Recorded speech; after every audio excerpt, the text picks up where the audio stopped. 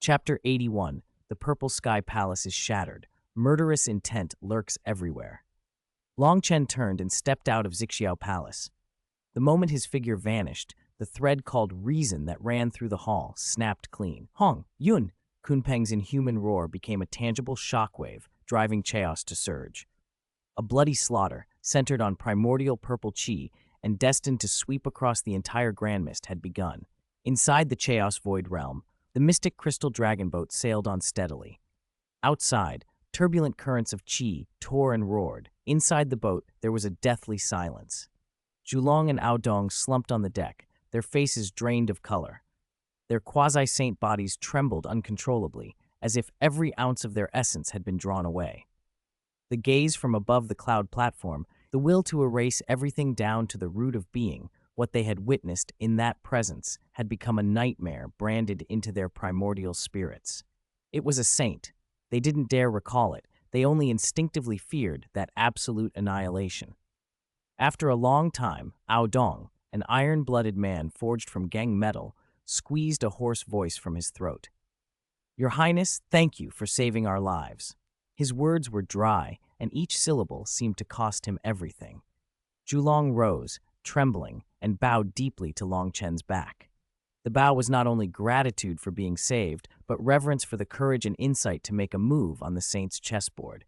"You two uncles speak too highly," Longchen said, turning and helping them to their feet. His voice was flat, devoid of emotion.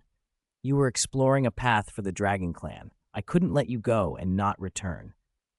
He fixed them with his gaze. "Tell me, what did you see?" The question struck like a needle through the thin calm they had forced themselves to keep. The fragile relief immediately froze.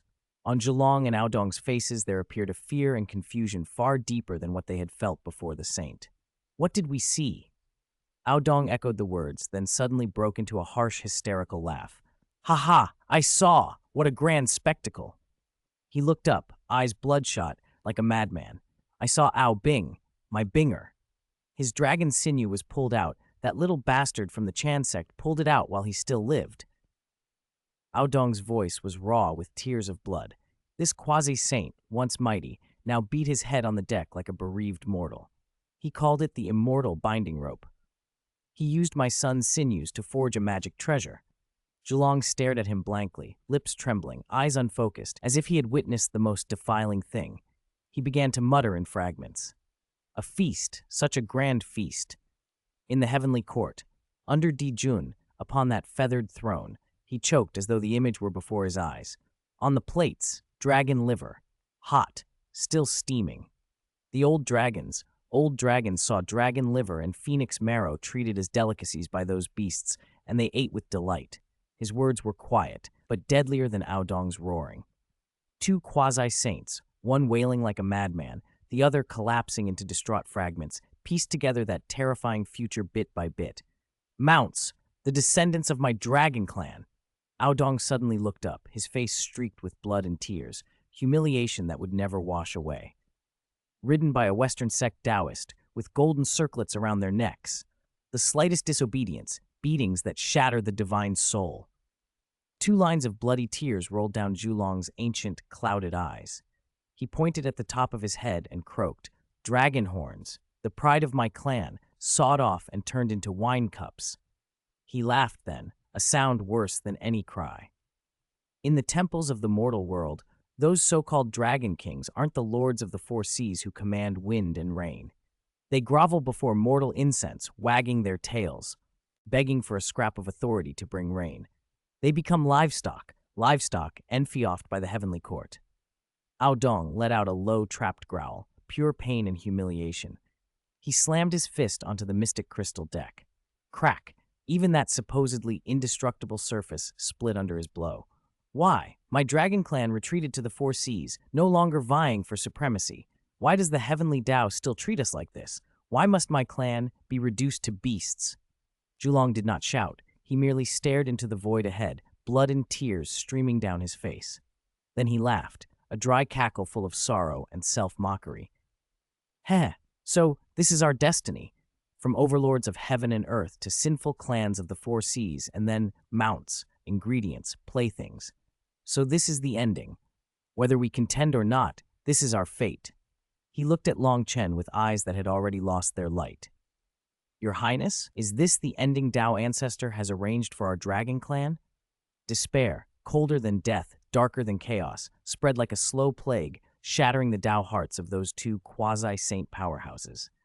Inside the mystic crystal dragon boat, silence grew terrifying. Long Chen stood motionless. Their words pierced his sea of consciousness like billions of steel needles, churning monstrous waves.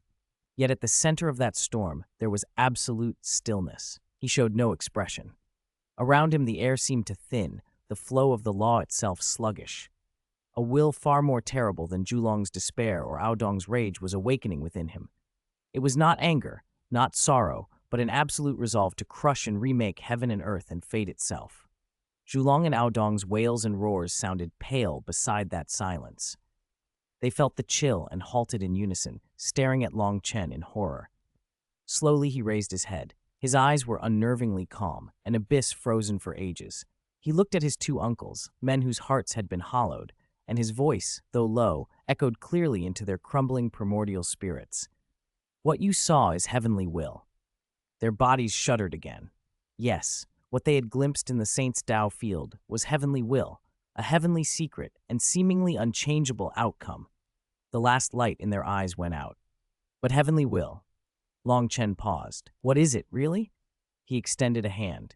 A drop of purple-gold dragon blood, spilling over from the backlash of forcibly twisting karma, hung on his fingertip, emitting an unyielding glow. He looked at that drop as if it were the fate of the entire dragon clan. Then he smiled. There was no warmth in it, only a cold, ferocious intensity that made even quasi-saint souls tremble. If it dares to call my dragon clan beasts, I will make the heavenly gods and Buddhas my meal. Zulong and Aodong both widened their eyes and trembled. Long Chen lifted his head and calmly watched the two stunned quasi-saints, enunciating each word as if declaring the dawn of a new era. If heaven wants to destroy me, I will change this heaven. As his voice fell, the silence around him hardened. The two quasi-saints felt they were no longer facing the Dragon Clan's crown prince, but an ancient demon god more ruthless than the heavenly Dao, more overwhelming than a saint. Who says, Long Chen's voice softened, that this is the end? Chapter 82, The Future of the Dragon Clan Goes Against the Will of Heaven. Zulong stared at Long Chen's profile, which was utterly blank and desolate. That quiet calm unnerved him more than Aodong's frenzied roar ever could. It felt like the stillness before an abyss swallowed everything. Long Chen finally turned. His gaze swept over the two elders, their faces drained of color. He offered no consolation, no persuasion, only one question. Uncles, tell me, what is the heavenly Dao to you? The question was so sudden it left them bewildered. Zulong and Aodong both froze. Zulong thought for a long moment, then answered in a voice as dry as stones grinding together. The heavenly Dao is law. It is order. It's everything that keeps the great desolation running. And destiny, Long Chen pressed. Destiny.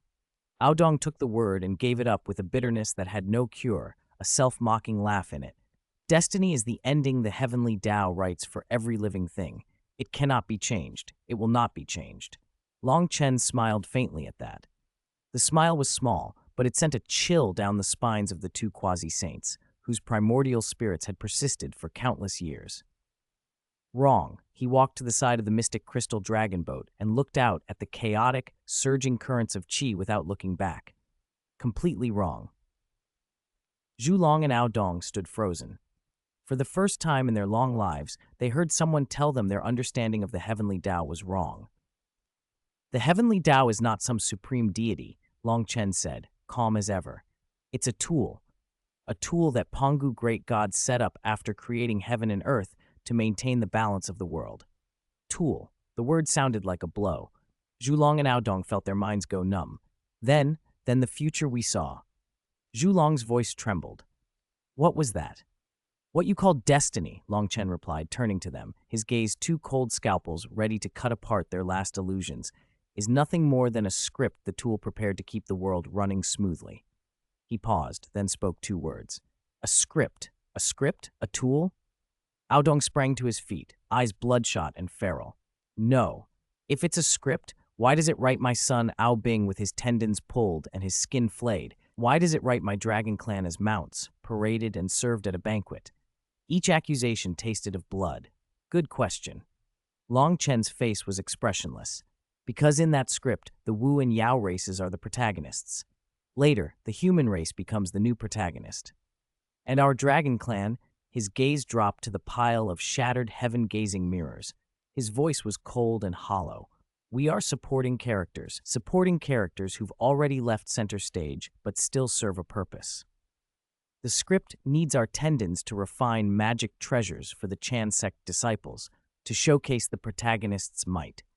It needs our livers to adorn the Yao Heavenly Emperor's banquet, to highlight the protagonist's extravagance.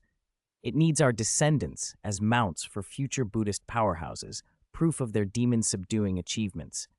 That is the destiny Hongjun, or rather the Heavenly Tao, has prepared for our dragon clan. Long Chen's words, without a trace of feeling, were blades that stitched together the fragmented images they had glimpsed and bared a whole, cruel future before them. So that was it. All their struggles, their honors and humiliations, reduced to roles in someone else's script. I refuse. Ao Dong's throat tore a beast-like roar into the air. Refuse, and what then? Zulong laughed bitterly, the light in his eyes snuffed out. In an instant, he seemed to have aged aeons. His spirit sagged. The Heavenly Tao is the chessboard, saints are the players, and we are the pieces. When did the fate of pieces ever decide itself? A silence deeper than chaos swallowed the mystic crystal dragon boat. Who says chess pieces can never turn over the board? Long Chen's voice cut the quiet. He walked before them and lifted his palm facing upward. A wisp of purple-gold qi coalesced above it, and inside that qi a nascent world shimmered with infinite possibility. This was his own Tao, the Tao of embodying the Tao in oneself. Hongjun's Tao is to conform to heaven. His primordial spirit was entrusted to the Heavenly Tao, which allowed him to become a saint. But from that moment he also became a puppet of the Heavenly Tao, a maintainer of its script. Light flared from Long Chen's eyes, brighter than chaos lightning. My Tao is to defy. Heaven wants me dead, but I insist on living.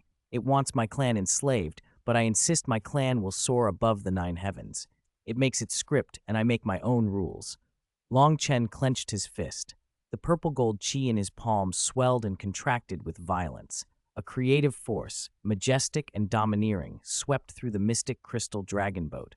Zulong and Ao Dong stared, stunned, at this crown prince who radiated the will to defy. Their hearts, dead with despair a moment before, began to pound again, fast and uncontrollable, like war drums. Why should the fate of my dragon clan be written by others? Your Highness, Ao Dong's voice shook as he looked at Long Chen. A spark had reignited in his eyes. What should we do? Zulong raised his head too, and a long-lost light burst from his clouded ancient eyes. For a moment he seemed to stand in the age before the Dragon Han calamity, when he rode with the ancestral dragon and all races bowed before them. Long Chen smiled. It's simple. They play their drama. We prepare ours. They elevate their protagonists. We quietly build our strength. When the Wu and Yao are destroyed, when that one sits in the clouds thinking everything is settled, his voice deepened, each word heavy enough to make quasi-saints tremble. That will be the day our dragon clan smashes this chessboard and redefines the universe. At that moment, something deep within his soul ignited. Crack, a crisp internal crack, not from outside but from within, his Tao fruit. The once flawless grand unity golden immortal Tao fruit showed fissures. Zulong and Ao Dong's pupils contracted in shock. They watched the Tao fruit, symbol of all Long Chen's past cultivation, shatter.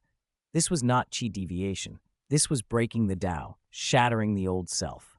Countless fragments of law burst forth and transmuted into pure origin. At the center of that brilliant origin, a new light was born. In that light, there was not a trace of heavenly Tao law, no peaceful compliance with heaven or man, only the pure, overbearing will of I, a will to trample all rules underfoot. From the origin rose a new Tao fruit, more solid and perfect, forged entirely by his will and his law. Without severing the 3 corpses and without relying on karma, Long Chen embodied the Tao in himself, heaven-defying and unprecedented. A majestic aura soared from him. The mystic crystal dragon boat groaned under the pressure as the surrounding chaos currents were driven away, forming an absolute vacuum domain. He lifted his head and stared through endless chaos to the lofty heavenly Tao trajectory, seeing beneath it the countless predetermined threads of fate. "From this day on, my dragon clan," he declared, his voice echoing into the primordial spirits of the two old dragon ancestors and burning itself into their memories, "will not revere heaven, will not bow to earth, will not worship saints. My dragon clan will believe only in itself." The mystic crystal dragon boat traveled through chaos. Inside, Zulong and Aodong sat cross-legged, their auras still weak. The future of the dragon clan they had just glimpsed was a nightmare etched into their primordial spirits, never to be erased. In that darkness, the lone figure at the boat's prow became their only light. Longchen gave off no visible fluctuations of magical power, yet his entire being felt like a world independent of the Great Desolation, self-contained laws, its own system. Zulong's mind calmed a fraction, and he tentatively sent out a wisp of quasi-saint divine thought. The instant it came within a yard of Longchen, it dissolved as if a clay ox had plunged into the sea. It wasn't defeated so much as assimilated, consumed by an even more advanced, more overpowering will. Zulong's heart shook. "Your Highness, what realm are you in now?" His voice was dry and reverent in a way he hadn't intended. Aodong raised his blood-red eyes. The madness was gone. In its place shimmered fanatic devotion spliced with bewilderment. Slaying the three corpses is borrowing the heavenly Tao's power to diminish oneself, seeking to conform to the heavenly Tao, Longchen said softly, as if stating an obvious fact. That is subtraction. The more you subtract, the less you remain.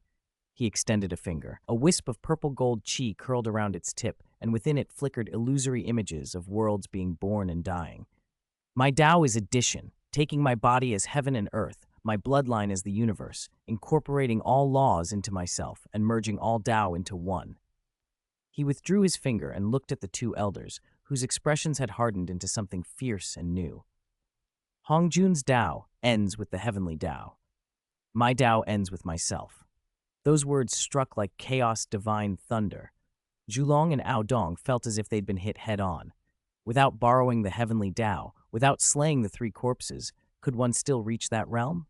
And the Crown Prince's foundation was deeper, freer than theirs, though they had become quasi-saints by slaughtering corpses. "So that's how it is," Zulong murmured. A dazzling light flared in his cloudy old eyes. "Our dragon clan was born strong, with the imprint of the great Tao in our bloodline. Why should we cut parts of ourselves away to fit some heavenly Tao?" He rose to his feet, his frailty swept aside. Like an old general lifting his spear, battle intent rekindled within his decaying dragon frame. "The path your Highness walks is the true grand Tao of our dragon clan." "Exactly." Aodong slammed his fist into his palm, knuckles cracking. Vengeance burned cold and bright behind his blood-red irises. "What damned heavenly Tao rules? The life of my son Ao Bing, the future of my clan. Why should those be arranged by others? I refuse to accept it." Two surges of battle intent that had lain dormant for countless years finally burst free in the confined cabin. Their Tao hearts, refashioned around Longchen as their new backbone, became indestructible. At that moment, the mystic crystal dragon boat jolted violently as it breached the membrane between chaos and the Great Desolation. They had arrived at the East Sea. Even before the boat fully appeared, an unprecedented will descended upon the four seas. The 10,000 Dragons World Purification Formation that covered the four seas activated as one. Millions of dragon roars rolled across heaven and earth, but these cries held no alarm, only instinctive submission and joy. Above the East Sea, water chi gathered spontaneously into a gigantic vortex that blotting out the sky. It had no devouring force. It simply turned, bowing itself in silent worship of the source of that will.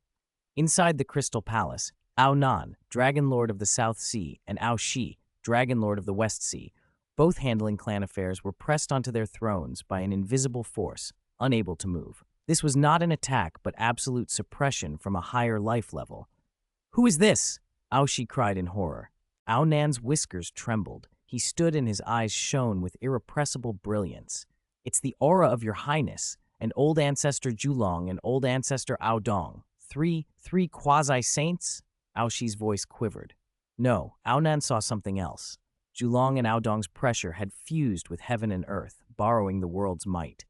But the Crown Prince's aura stood above heaven and earth. It commanded them. He simply stood there, and the waters of the four seas dared not disobey. Hurry, all clansmen, welcome your highness back. Aonan reacted first. Turning into golden light, he flew from the crystal palace, dozens of grand unity golden immortal realm elders close behind.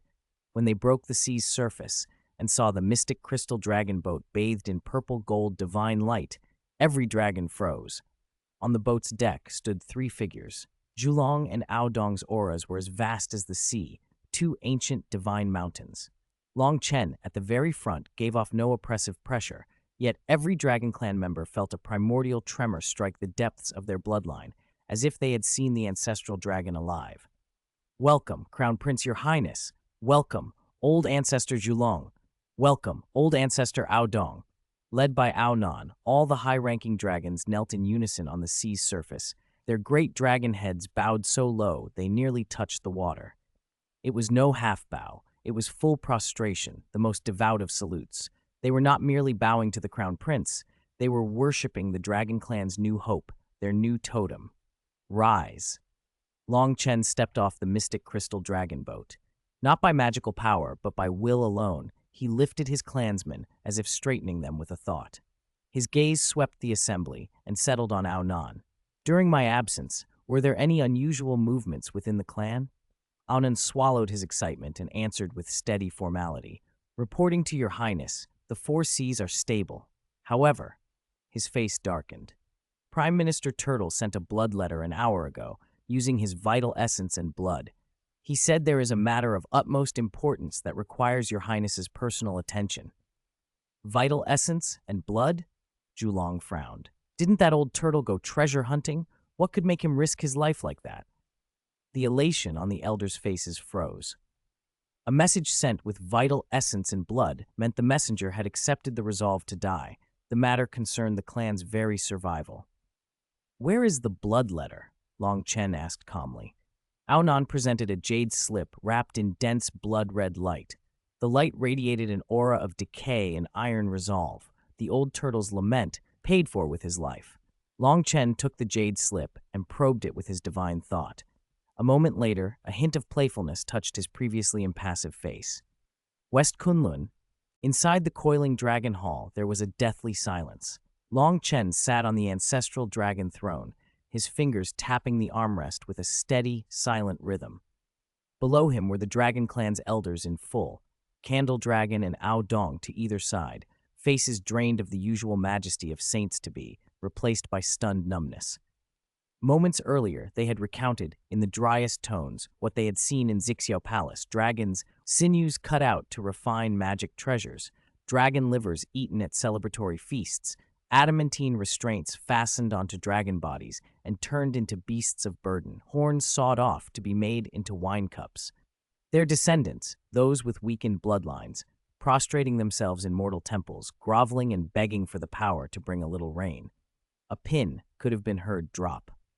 Every dragon elder in the hall seemed to have an invisible hand clutching their throat, their massive heads bowed low, scales trembling. It was not fear, it was rage, humiliation so fierce it felt like it could burn their primordial spirits to ash. Preposterous. Aoshi, Dragon Lord of the West Sea, sprang to his feet. His crimson dragon eyes glittered like dripping blood as he stared up at the vaulted ceiling as if daring the heavenly Tao itself. The deep-sea crystal throne beneath him screeched, its armrest splintering under his grip. Our dragon clan withdrew to the four seas and renounced contending for supremacy in the primordial world, and that Honghuang, some self-styled heaven's Tao, now wants to reduce us to animals. His roar smashed the silence like a hammer. What if he is a saint? Aonan, Dragon Lord of the South Sea, reacted even more fiercely, rising in a burst of power that threatened to blow the South Heaven Gate apart. If he wants my sons and grandsons to be served on a platter, I'll lead my forces to his Xianxia palace and tear it down. What's the worst that can happen? Death! A white-haired elder rose, his voice hoarse. Since heaven and earth were born, our dragon clan has shed blood and broken horns. When have we ever lived on our knees? Fight! Fight! Fight! In an instant, more than 70% of the elders were to their feet, their ancient pride ignited into a storm. Killing intent so potent it made the hall hum rolled through the gathering. This was the Dragon Clan. They would rather die standing than live bowed. They would sooner spill their last blood in a final glorious battle than accept a future of being bred as livestock and butchered. Everyone, sit down. A calm voice cut through the uproar. It was neither loud nor theatrical, yet it instantly quelled the rising violence. Every dragon elder froze and looked toward Longchen on the throne. The authority in him went deeper than rank. It came from blood, from the core of their lineage, and none could resist. Begrudgingly, slowly, the elders settled. Longchen's gaze swept the hall. "Anger is good," he said. "It proves the blood in your bones has not yet cooled." At those words they all paused. "But anger alone is useless," his voice went cold. "Left unchecked, it makes us no different from beasts smashing our heads against the nets the heavenly Tao weaves, dying without value. Your Highness, what should we do?" Aonan's voice trembled with resentment. "Are we to just accept this?" "Accept?" Longchen smiled, and there was no such word in the look on his face. "Not in my vocabulary. The heavenly Tao has a script. We'll burn it. If the saint wants to be the chess player, we'll first smash his chessboard." He rose from the throne. His movements were slow, deliberate, and the hall held its breath. "But before we flip the table, we must be strong enough to flip it." With a flick of his wrist, the jade slip, still stained with Prime Minister Turtle's blood, appeared in his palm. "Look." Long Chen flicked the slip toward the center of the hall. It unfolded into a light screen, Prime Minister Turtle's old, weary face appearing in its glow. His eyes, small and dim with age, carried an almost frantic joy. "Reporting to your Royal Highness," the Prime Minister's voice echoed through the hall, "this old subject has not failed his mission. Guided by the sinking immortal sword and the heaven's secret dragon-seeking art, I traversed the southern continent for millennia. In the territory of West Qilin, I finally found the source of innate Zheng metal qi." Innate Zheng metal. The elder's breathing accelerated. An innate Zheng metal, a 5-element spiritual root, along with the Ren Water Peach the Dragon Clan already possessed, could stabilize the clan's fortune and perhaps let them ascend. The Prime Minister continued, voice frail but urgent. "It is an innate Zheng metal Bodhi tree, its roots sunk into the earth veins of West Qilin and protected by the Qilin Grand Array. I could not approach it. Helpless, I struck the sinking immortal sword to draw out a trace of sword qi, alerting the ruler of West Qilin, the Queen Mother of the West." His tone shifted. "The Queen Mother said the tree is the foundation of Qilin Mountain and cannot be given away." A chill ran through the hall. "But she also said," the Prime Minister's eyes gleamed a weird light, "if His Royal Highness were to go and negotiate personally, perhaps there would be room for discussion." The light screen winked out. The hall's atmosphere grew taut. "She's up to something." Aoshi was the first to speak. "Duke of the East is dead. The chief of the male immortals is gone. She's lost powerful allies and now needs a shield. She wants to use our dragon clan as her weapon." "Exactly." Aodong, who had just returned from Xianxia Palace and thought with cold clarity, added, "This is bait. She knows how urgently we need an innate spiritual root to stabilize our fortune, so she dangled this tree to drag your highness and the entire dragon clan into the mire of the witch demon calamity." Elders nodded, eyes hard. They all saw through the Queen Mother's scheme. Long Chen listened without expression. Then he stepped down from the throne and walked slowly to the center of the hall. "You're right," he said, scanning each of them. "The Queen Mother of the West is scheming. She wants a backer to help her weather the witch demon calamity." "So?" Aonan demanded. Long Chen's smile was slow, and it tasted of devouring heaven and earth. "If she wants a backer, I'll give her one. If she tries to drag the Dragon Clan into the mess, I'll gladly jump into those troubled waters. I will take that 5-element spiritual root. And the Queen Mother of the West, I will take her as well." He turned to Candle Dragon and Ao Dong. "Uncles, you both saw the future and your minds were shocked. You should go into seclusion. I entrust the clan's affairs to you. Tell those burning with rage that if they must fight, let them. But keep the fire tightly caged in their hearts. Use it to temper your dragon souls and refine your bones." His voice deepened, carrying an unyielding command. When the time comes, I will make this primordial world burn for the wrath of our dragon clan. As you command. Candle Dragon and Aodong rose and bowed solemnly. Longchen's gaze pierced the hall, looking westward as if he could already see the Kunlun peaks. The Queen Mother of the West wants to see me. I just happen to want to see her too. There was no smile, but every dragon in the hall heard the cold calculation in his words. She thinks she's setting the bait. She doesn't know I've been waiting a long time for this fish to take it. Before his words finished, his figure had already vanished from the hall. Left behind were the high-ranking dragon clan members, spirits stirred and fierce lights reignited in their eyes. Their crown prince was moving to seize the dragon clan's fate, and to make those who had humiliated them answer for it. Chapter 85. Return to Yaoqi and trade with the Queen Mother of the West, West Kunlun, the Jade Pool Immortal Realm. Clouds and mist hung as always, and immortal qi flowed undisturbed. But the light footsteps of the immortal maids, once so familiar, had vanished. The whole immortal mountain was wrapped in an oppressive solemnity that nothing could pierce. The death of the Duke of the East had not brought peace to the Queen Mother of the West. Instead, it thrust her vacant title, Head of Female Immortals, into the eye of a storm. Outside the Jade Pool, Longchen appeared. The mountain-protecting array of Kunlun paid him no mind. The moment he arrived, the tightly sealed Jade Pool cloud gates sighed open. 2 rows of immortal maids stood on either side, bowing deeply, their faces grave and their eyes lowered. Inside the Jade Pool, only the Queen Mother of the West remained. No fellow Taoist stood beside her. Dragon Prince. She inclined her head slightly, her voice neither warm nor cold.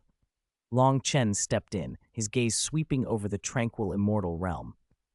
I suppose you know why I came, he said without preamble. The Queen Mother led him to a jade table at the pool's edge and poured a cup of nectar with steady fingers. Her hands betrayed no tremor. Your Highness's Prime Minister Turtle, sword in hand, has lingered outside my mountain gate for several hundred years. It would be hard for me not to understand. She pushed the jade cup toward Longchen and fixed him with a steady look. Do you want the innate gang metal Bodhi tree? Yes. Longchen's answer was a single word. The Queen Mother smiled, but it was a dry smile. Your Highness must be joking.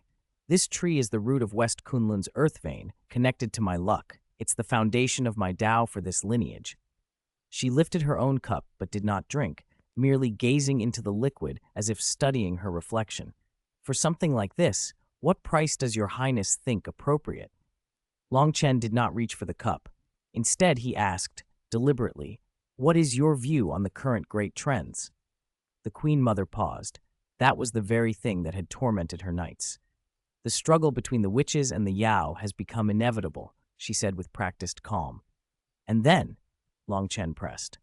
What then? What comes after the conflict between the witches and the Yao? Longchen's gaze was steady and unnervingly direct. Who will win? The Queen Mother fell silent. Below the saints, no one could answer that. It seems fellow Taoist hasn't considered it, she said at last. Longchen finished her thought. Or perhaps you dare not think about it. You only see the witches and the Yao, but you do not see that they are merely the 2 most fierce pieces fighting on this chessboard. Pieces. The Queen Mother's expression shifted. Your Highness, mind your words. How did the Duke of the East die? Longchen picked up the jade cup and looked into the clear liquid. He's gone. The position is empty. Then what? Will Dijun and the 12 ancestral witches let you, the head of female immortals, cultivate in peace beneath their feet? If you join the Yao, Dijun wants subjects, not partners. If you join the witches, they will tolerate an immortal Tao cultivator even less. As for the future saints, he set the cup down. Its bottom clicked against the jade with a crisp sound that sent ripples across the pool. In their eyes, you, the head of female immortals, may be in the way. The Queen Mother's hand tightened under the table. Those were thoughts she had never voiced, yet they had dragged her awake in a cold sweat more than once. It was a dead end. Have you come just to rub salt in my wounds? Her voice chilled, and the aura of a quasi-saint stilled the waters of the jade pool. No. Longchen shook his head. I came to show fellow Taoist a way to survive. Her aura froze. She stared at him, and after a long moment, she asked the most important question. If the Dragon Clan long ago withdrew from the struggle to the Four Seas, on what grounds do you return? On what grounds should I believe your Dragon Clan can survive this game and not be the next offering served at someone's feast? She revealed the doubt that had haunted her. The real issue: why should she bet her future on a hegemon who had retreated? Based on this, Longchen opened his palm. 3 crystal-clear immortal fruits, humming with native Tao resonance, appeared on the jade table. There was no grand spectacle, only an exquisitely pure Ren water aura that instantly filled the jade pool. Around them, Immortal's flowers and spirit plants visibly brightened. Innate Ren water peaches. The Queen Mother's eyes locked onto them. She felt, with only one peach, a Grand Unity Golden Immortal could break through a bottleneck. The Dragon Clan still hid such a trump card. Do you really think the Dragon Clan of old could produce something like this? Long Chen asked. The Queen Mother said nothing. No, the Dragon Clan of the ancestral dragon era had only known dominance, not exchange or stewardship. The Long Chen before her was unlike any dragon she had met. These are a gift for our first meeting. Long Chen pushed the 3 peaches toward her. As for my price, he rose and walked to the edge of the jade pool, his back to her. 1 gang metal Bodhi tree, in exchange for a promise from my Dragon Clan, might seem like a loss to fellow Taoist. But what I want has never been merely a tree. His voice was quiet, yet it made her heart beat faster. Long Chen turned, eyes like knives. What I want is for the whole of West Kunlun, from this day forward, to be bound to my Dragon Clan in luck. I swear by my title as Dragon Prince, by the Tao path of my very existence.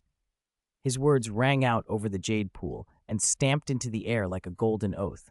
Today, West Kunlun lends me its foundation of Tao.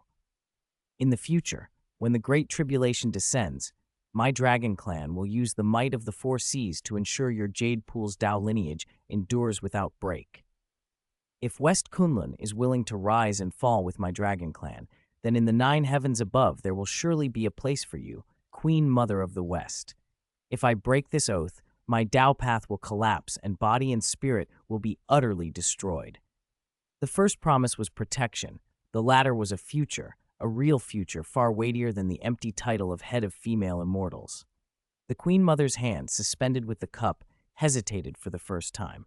She looked at Long Chen and felt something in him that even Dijun lacked: certainty, not arrogance. He had seen an outcome and was willing to stake everything on it. Gamble on a single tree and be broken by the coming tide, or use the tree as a wager on the Dragon Clan, an unfathomably vast ship. This was her choice. A long while passed. Very well. The Queen Mother finally said one word. Decision made. She gestured remotely toward the depths of the Kunlun mountain range. West Kunlun trembled. From deep within the earth vein, a small Bodhi tree, entirely golden, with sword-like branches and leaves that sang of endless sharpness, burst forth and shot into the jade pool in a streak of light. The innate gang metal Bodhi tree. Long Chen reached out and took the spirit root into his hand. The gang metal chi, capable of slicing a quasi-saint's physical body, flowed obediently like water through his palm. 3 of the 5 element spirit roots were now in his possession. You will not regret this choice, he said to the Queen Mother. He inclined his head slightly and then vanished as quietly as he had come. At the jade pool, only the Queen Mother remained. She stared at the 3 luminous peaches, and after a long pause, raised one to her lips and took a small bite. Sweet juice and surging vitality filled her Tao body, and yet her eyes lingered toward the east, the direction Long Chen had taken. What that young dragon sought was not merely an alliance with West Kunlun. He sought the whole of the Great Desolation. Chapter 86. The 5 elements are missing too, and the Crown Prince enters a long seclusion. Long Chen returned to the Crystal Palace carrying the innate gang metal Bodhi tree. He had not announced it. Word had not been spread. Yet as he was about to step into the coiling dragon hall, a sharp, invisible chi preceded him and filled the entire room. All the senior members of the Dragon Clan were already assembled inside. The gang metal chi was not intentionally oppressive, but it made the scales of every elder in the hall, those who cultivated golden attribute techniques, vibrate involuntarily. Their dragon claws clenched within their sleeves, their fingertips digging into their palms, an instinctive reaction to the world's ultimate sharpness. Your Highness the Crown Prince. Candle Dragon and Aodong rose first, followed by the other elders, bowing in salute. Long Chen's figure appeared before the ancestral dragon throne. He did not sit. With a casual flick of his wrist, a small tree no more than 3 feet tall materialized in his palm, entirely golden, its branches like blades, its roots like claws. The moment it appeared, the sharp chi intensified 1,000-fold, scratching fine lines into the coiling dragon hall's incredibly hard floor. Innate Zheng metal Bodhi tree. Aoshi, Dragon Lord of the West Sea, was the first to exclaim, crimson dragon eyes fixed on the tiny tree, his breath quickening. He cultivated the golden attribute mainly for combat. He could feel that if he spent a century comprehending this tree, his fighting power would at least double. Your Highness, did you truly obtain it from the Queen Mother of the West? Aonan, Dragon Lord of the South Sea, asked, his voice trembling. An innate 5-element spiritual root, this was a supreme treasure capable of establishing a clan's luck for 10,000 generations. A chorus of held breaths filled the hall. The senior members of the Dragon Clan looked at Long Chen with awe and a nearly blind zeal. Their crown prince was making the impossible reality, step by step. Long Chen's gaze swept across them and settled on Prime Minister Turtle, who stood bowed at the front of the hall. Prime Minister Turtle straightened. The sinking immortal sword was no longer in his hand, but the fierce chi that had once confronted a quasi-saint still burned in his eyes. Prime Minister Turtle, Long Chen said, this old subject is here. Prime Minister Turtle stepped forward, his voice steady. Your journey to seek treasure, which disturbed the Kunlun Grand Array and led you to the brink of death time and again, is a great merit, Long Chen continued, reciting the old turtle's achievements before all the high-ranking dragons. For serving our dragon clan, merits shall be rewarded. With that, he flicked his finger. A crystalline Ren water peach, humming with vast water origin and vitality, and a single drop of purple-golden blood, within which tiny worlds seemed to be born and perish, floated to Prime Minister Turtle. This peach will increase your lifespan by 100,000 years and solidify your Tao foundation, Long Chen said. This blood can cleanse your mortal turtle lineage, help you break your bottleneck, and reshape your Tao body. Silence fell over the coiling dragon hall. Every elder's eyes fixed on the peach and the drop of essence blood, burning with yearning. A Ren water peach. Even a Grand Unity Golden Immortal could not easily obtain one. And the blood, His Highness the Crown Prince's quasi-saint essence blood. Not ordinary essence blood, but the Crown Prince's Tao of reversal origin, unique to him, wrought by actually embodying the Tao. What Long Chen offered was not merely a reward, it was a chance at rebirth. Prime Minister Turtle stared at the 2 divine gifts. His wrinkled face trembled, and hot tears streamed from his clouded eyes. He had been an ordinary old turtle of the East Sea who had, by chance, gained sentience and served in the Dragon Palace for billions of years. His cultivation had been stuck at the Tai Golden Immortal Realm, and his lifespan was nearly spent.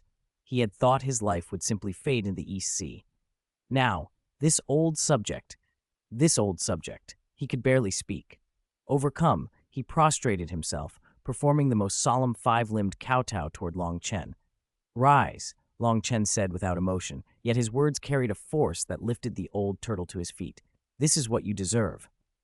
He looked at the other elders who were still stunned. You are all the same. Remember this. For serving the Dragon Clan, I will never mistreat any meritorious minister.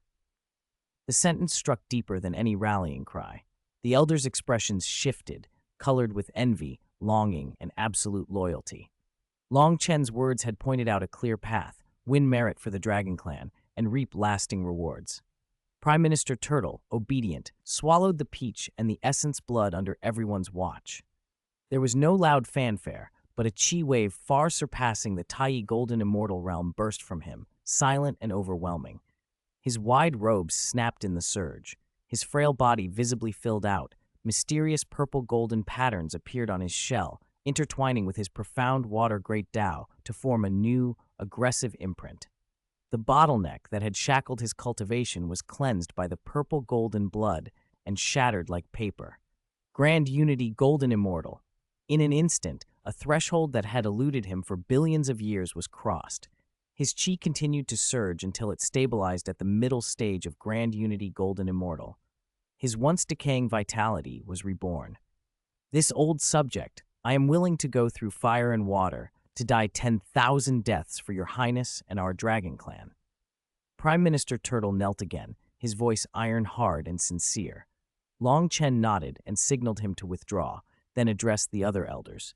Now, our clan has obtained 3 of the 5 elements' spiritual roots. He shifted his tone. As for the remaining fire and earth attributes, I already have a clue. Those words stirred 1,000 waves. If the Gang Metal Bodhi tree had been a surprise, this news threw the hall into rapture. Gathering the 5 elements meant the Dragon Clan's luck could be as stable as Mount Tai, feeding back into their bloodlines and restoring the aptitude of future generations to match the glory of the ancestral dragon era. Long Chen raised a hand. The hall grew quiet. Next, I will enter a long seclusion. I will integrate this Zheng Metal Bodhi tree into my being, fusing it with the Renwater Peach and the Azure Dragon Dao Seed to perfect my Dao. At the same time, I will thoroughly refine the 24 sea-stabilizing divine pearls and transform them into my inner small world. His voice turned grave. This seclusion will last a short period of 10,000 years, or perhaps several cycles of Yuanhui.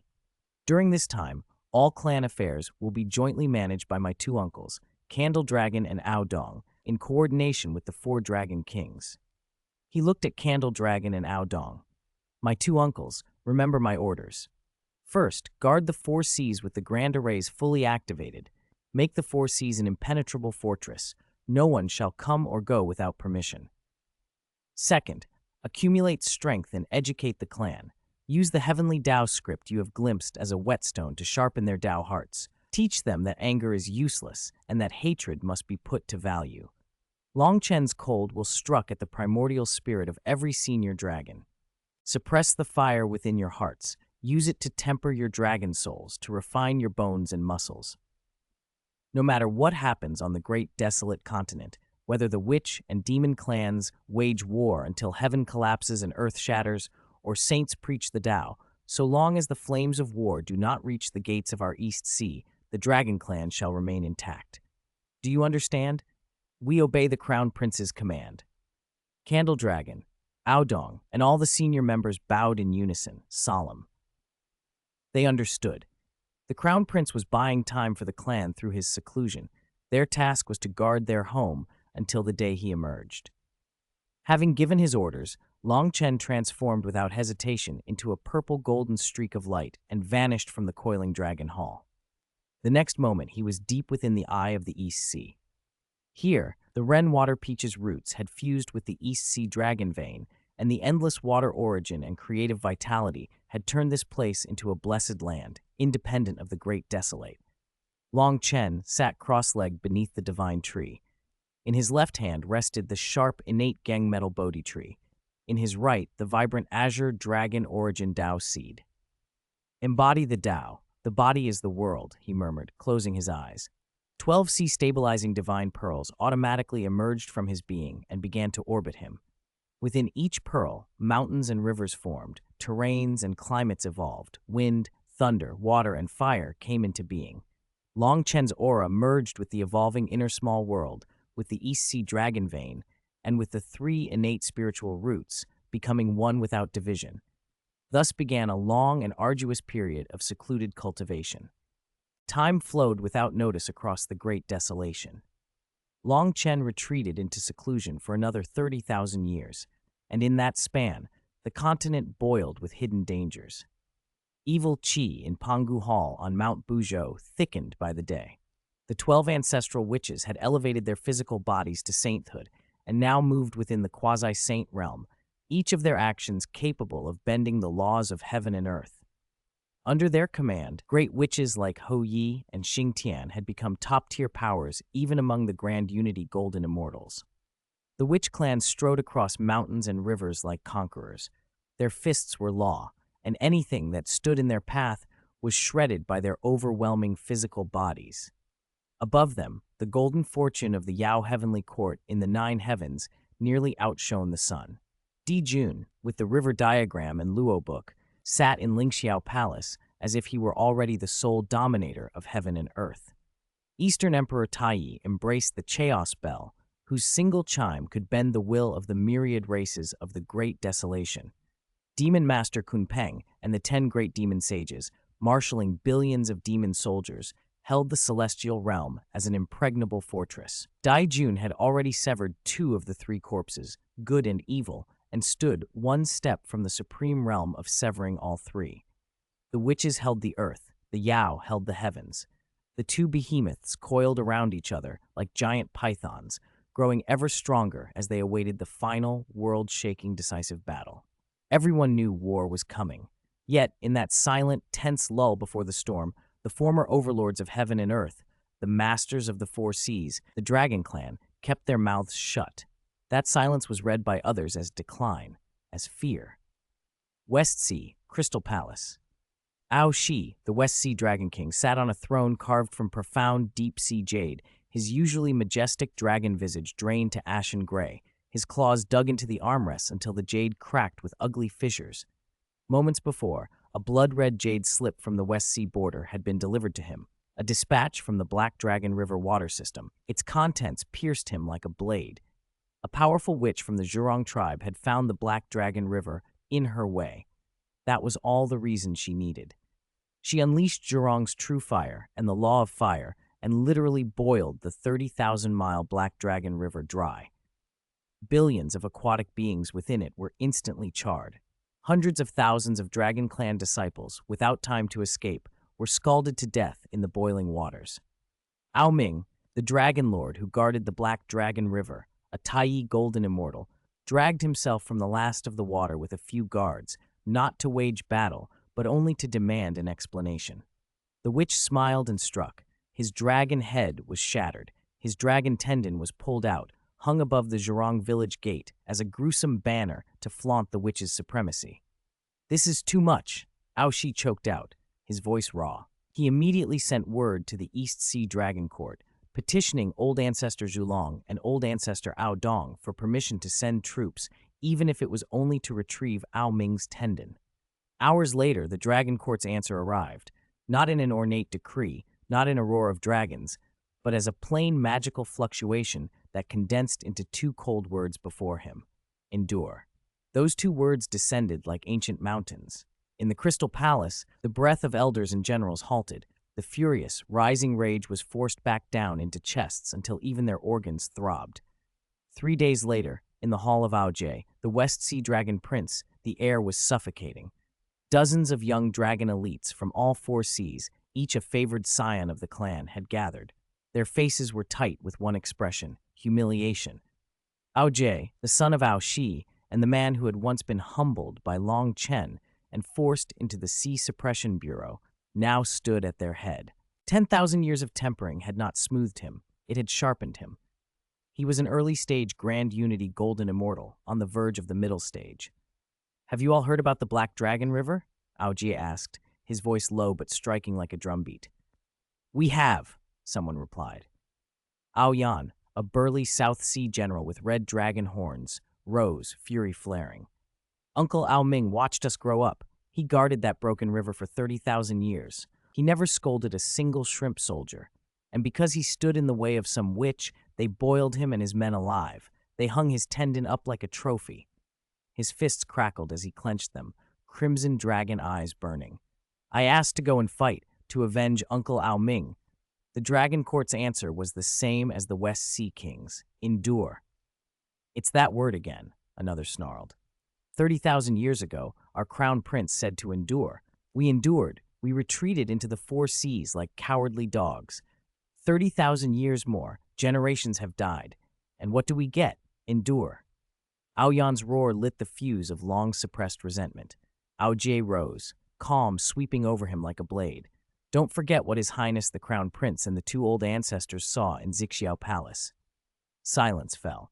The future they had been shown was an indelible humiliation branded upon their primordial spirits. Dragon tendons made into immortal binding ropes, dragon livers turned into another snack, dragon horns sawed off to become wine cups, their descendants reduced to mounts or tail-wagging servants begging in mortal temples. With every image, the young dragons grew paler. Aoji's tone hardened. I don't deny that His Highness the Crown Prince is a divine martial talent.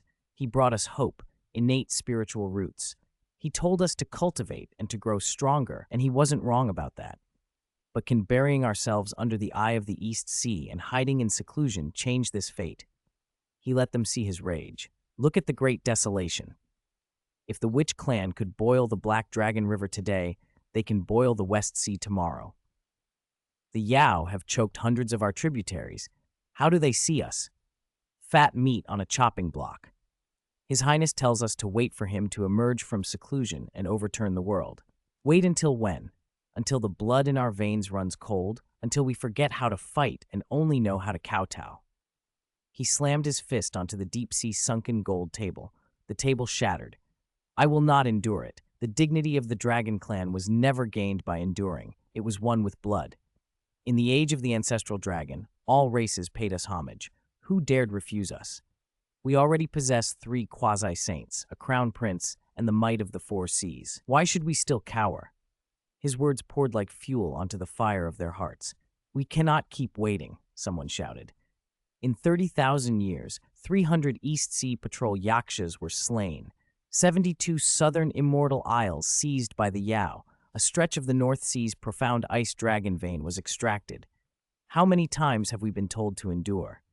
If we keep enduring, we will become a dead race, without the heavenly Tao even needing to act. Fight! Rather than wait to be slaughtered, let us fight now, came the cry. Let our claws and fangs show those self-righteous saints that our lives are ours to determine. Fight! Fight! Fight! Rage and battle intent that had been tamped down for 30,000 years finally broke free. Aojie raised his hand to quiet them and waited until all eyes were on him, his voice cold with resolve. Shouting alone won't help. The Dragon Court has 2 old ancestors in charge. None of us can openly defy them. The newly ignited fervor dimmed for a moment. Then what do we do? Aoyan demanded. Aojie's mouth curved into something without humor, only iron. The Dragon Court orders us not to provoke war. Very well, but we are not representing the Dragon Court. We will represent ourselves, to avenge Uncle Ao Ming, to avenge all our clansmen who have been humiliated by the witches in the Yao. If the Dragon Court wants to blame us, then let them. Let me. Aojie, shoulder that blame alone. Silence, sharp as a blade. The young elites looked at him with new light in their eyes. This former loser now wore the aura of a leader, and it drew them in. Brother Aojie. Aoyan was the first to kneel. I will follow you. Better to throw my life away on the battlefield than to die in shame. My clan in the North Sea will follow Brother Aojie to the end. Others knelt in turn. One by one, the proud youth of the 4 seas swore oaths. A war faction quietly took shape. Dragon youths, unwilling to accept the fate others wrote for them, no longer willing to endure. They would not obey the Dragon Court's prohibition. Under circumstances no one had expected, these fiery young dragons were about to set the 4 seas ablaze. Southern Greatland, Chishui River, the Redwater River. Beneath its bed ran an unbroken vein of crimson divine iron for 10,000 miles, making the river glow like molten blood. The river god here was a red flood dragon, a million-year cultivator at the Grand Unity Golden Immortal level, under the authority of the South Sea Dragon Palace. That day, the sky above the Chishui River darkened, not with storm clouds, but with an iron canopy formed by thousands of Wu clan warriors, their presence thick with scorching evil qi. At their head loomed a 10,000-foot giant, bronze-skinned and branded with a twisting flame totem. A burning great axe rested on his shoulder. Every breath he took seemed to set the air alight. Lai Shan, a great witch of the Zhurong tribe, looked down at the river with a scornful tilt of his head, his voice like rolling thunder striking the water. This place now belongs to my Zhurong tribe. It was a declaration, not a negotiation. Presumptuous, the river thundered. The Chishui River erupted. A 10,000-foot wall of water shot skyward, and a 1,000-foot red flood dragon burst free, dragon might roaring, clearly a Grand Unity Golden Immortal. He glared at Li Shan. Lai Shan, the matter of Black Dragon River is not settled. Why does your Zhurong tribe trespass in Chishui territory? Li Shan's grin was cruel, patronizing as he looked down at the dragon as if it were an insect. A mere worm dares speak of territory with my Wu clan? He tapped his shoulder with the burning haft of his axe, impatience dripping from his tone. Every inch of land, every drop of water that Pangu left is fair hunting for my Wu clan. Consider it your honor that I take a liking to this place. I'll give you 3 breaths to clear out of this river. After that, I'll boil the water dry and roast you as a side dish. You're courting death, the red flood dragon roared. The river god opened his maw and unleashed origin divine water he had refined for millions of years. A crimson torrent, capable of melting primordial divine mountains, slammed down on Li Shan's head. Li Shan didn't flinch. The divine water, capable of melting metal and stone, hissed and raised plumes of steam against his totem-branded skin, but did not even scorch him. Is that all? He asked with thin disappointment, as if bored by the encounter. He swung his giant axe lazily. No world-shattering blade light followed, only a single razor-thin line of fire, like a seam of annihilation, flashed and vanished through the air.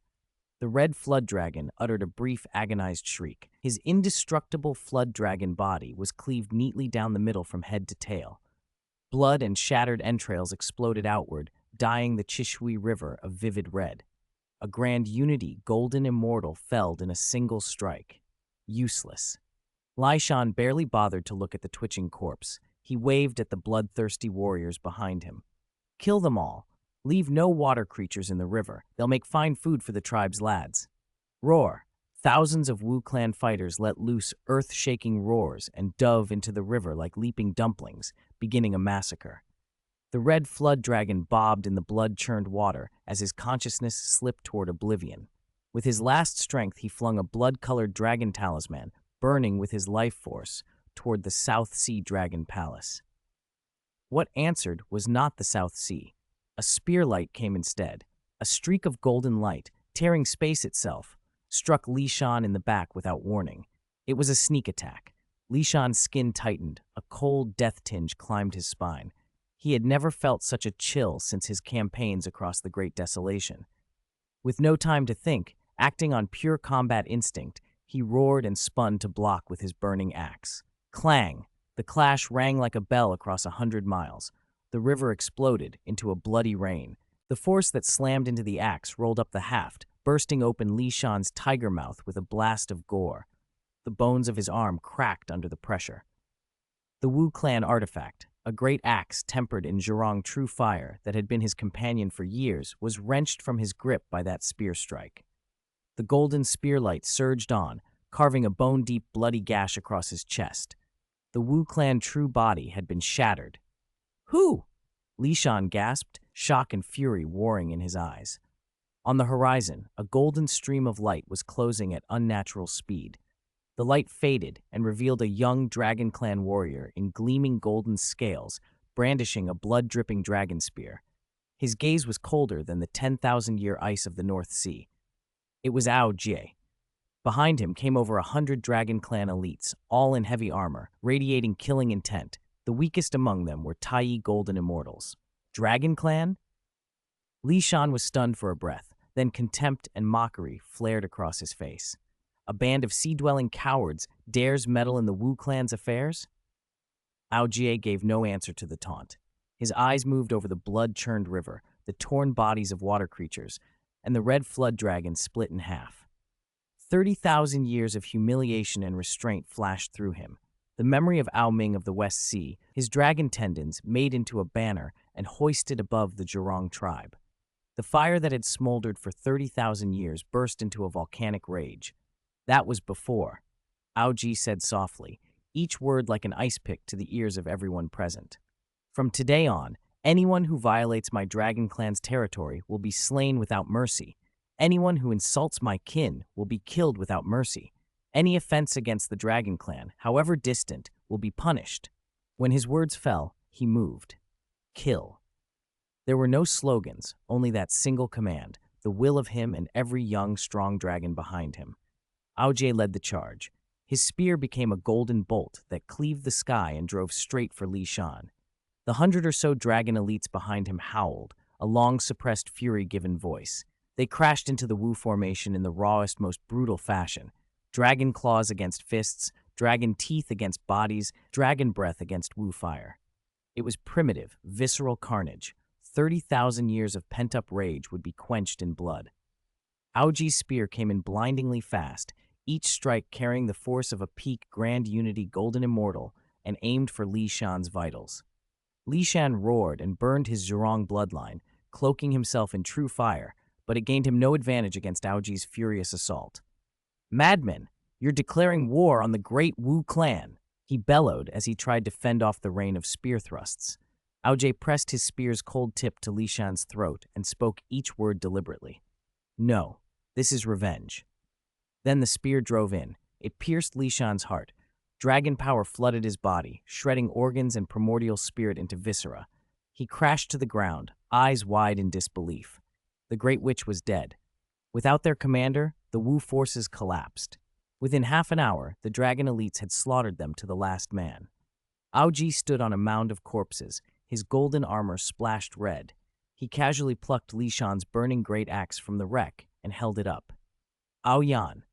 Aoyan, a fierce South Sea general, strode forward through the gore, his eyes alight with grim satisfaction. "Take this axe to Black Dragon River in the West Sea and plant it before Ao Ming's cenotaph." Yes, at that moment, several streaks of light arced over the blood-flecked horizon and landed at Aoji's feet, transforming into dragon-scale jade slips. He swept them with divine thought and read the reports. Report: on the East Sea shore, Aoyan's unit has annihilated the invading Yao forces, slaying 3 Yao generals and reclaiming 72 immortal islands. Report: in the depths of the North Sea, Ao Beishuan's unit, in concert with the descendants of the Black Tortoise, has torn apart the invading Yao king beneath Kunpeng. The profound ice dragon vein is secure. Report.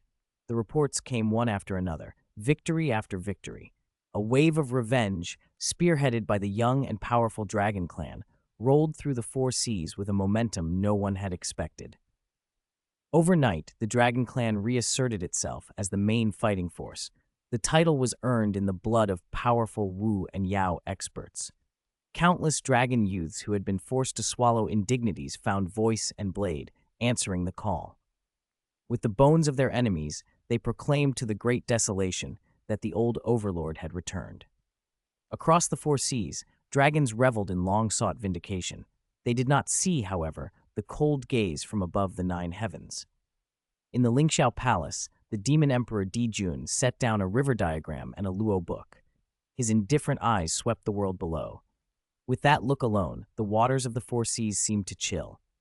In the center of the great land, atop Mount Buzhou, at the Pangu Divine Hall, a roar rolled out. Suffocating rage poured into a single thunderous voice that made the heaven-supporting mountain tremble. "Dragon Clan, you are seeking death." Chapter 89, The Lich and the Witch Join Forces. The Dragon Clan is in danger. Pangu Hall had no thrones. 12 stone pillars rose straight up to the dome, their surfaces carved with savage, ancient totems. Rolling magma was the only light, casting the 12 columns looming shadows across the walls like primordial beasts crouched in waiting. Around the fire, God Zhurong the air writhed and burned. He said nothing, he only stared at the floor. The incredibly hard stone, meant to withstand even a quasi-saint's weight, slowly melted beneath his gaze into a pool of flowing crimson magma. "They've gone too far." His chest heaved, twin streams of flame spat from his nostrils. His voice sounded like muffled thunder trapped in the earth's crust. "Lai Shan grew up under my watch. His last spark of life was snuffed out by a pack of long worms who only know how to wag their tails. If I don't avenge this, how can I still be called Zhurong?" The water god Gonggong's face had drained of color. The water vapor around him no longer flowed, but condensed into black ice crystals that glittered with bone-deep cold. "It's not only your people," he said quietly, and the temperature in the hall dropped with the words. "My great witch Xianglu, patrolling the great northern marsh, was set upon by hundreds of dragons merely for passing through. All 9 of her heads were severed. If she had not had the escape by water to save her life, her divine soul would have been scattered already. 3 of my Hutu tribe's villages in Nanzambuzhou were flooded by the Dragon Clan. We couldn't even recover all the bones of our dead. My Tianwu tribe, One ancestral witch after another spoke, voices thick with fury. For thousands of years, the Dragon Clan's so-called war faction had rampaged like a pack of rabid beasts, savage tactics, brutal assaults, and a terrifying ability to challenge those far above them in cultivation. After several clashes, the Witch Clan, which ruled the Great Desolation with its physical bodies, had suffered unprecedented losses. The old balance had been broken. Enough! The space ancestral witch Dijong released a low growl. He did not need to shout. His tones struck directly in everyone's divine soul, the power to compact space itself humming in his words. The hall fell silent like a struck drum. The flames on Zhurong's body dimmed a third. "Big brother, something's wrong," Zhurong rumbled. Dijong's brows were tightly furrowed as he scanned the hall. The Dragon Clan's retreat to the Four Seas was what Longchen's boy said before the Dao ancestor at Xianxia Palace. Why have they suddenly gone berserk? Zhurong's temper flared. Some progress in seclusion made Longchen cocky? He wants to test his wings against us. "It doesn't feel like that," Hutu said softly, breaking her silence. Her manner was gentle, but her gaze penetrated like the roots of the earth. "My great earth primordial spirit senses these dragon attacks were chaotic. Not an organized campaign, but the rampaging of enraged beasts. They seem to be targeting tribes with old grievances, not seizing land. This looks like uncontrolled internal strife, not a united war." "Whatever the reason," Dijong said at last, his voice cold and decisive, "they killed our tribesmen. That blood cannot be shed in vain." Zhurong lunged forward. "Big brother, what do you say we do? I'll go to the East Sea this instant and tear the tendons from those long worms to light sky lanterns." Dijong's gaze pierced the dome of Pangu Hall toward the 33rd heaven. His voice turned as cold and calculating as carved obsidian. "Those long worms hold the waters of the Four Seas. If we charge in, even if we win, we'll break our own bones. But there is someone who wants the Dragon Clan dead even more than we do." His eyes narrowed. At the same moment, in the nine heavens, Lingxiao Palace sat bathed in faint, hard light. The heavenly Emperor Dijun reclined on his throne, expression unreadable. A thin rime of golden frost clung to the divinely cast pillars, the manifestation of true sun fire held to the point of frost. Demon Master Kumpeng bowed and reported, his voice cold with barely contained rage. "Your Majesty, in the past 10,000 years, my Yao race has lost 72 demon kings and 13 demon gods at the Four Seas borders. 3 promising heirs from the Northern Dark Palace, all lost. Those long worms didn't stop there. They smashed the water god statues enfiofed by the heavenly court and threw them into the gutters. They show no reverence for your Majesty or for the court." Eastern Emperor Tai slammed an arm on his throne so hard the golden armrest buckled. Above him, the shadow of the Chaos Bell quivered, giving out a low hum that shuddered the palace. "A trench-dwelling bunch of losers dares to challenge the heavenly court. Give the order. I'll ring the Chaos Bell and boil the Four Seas.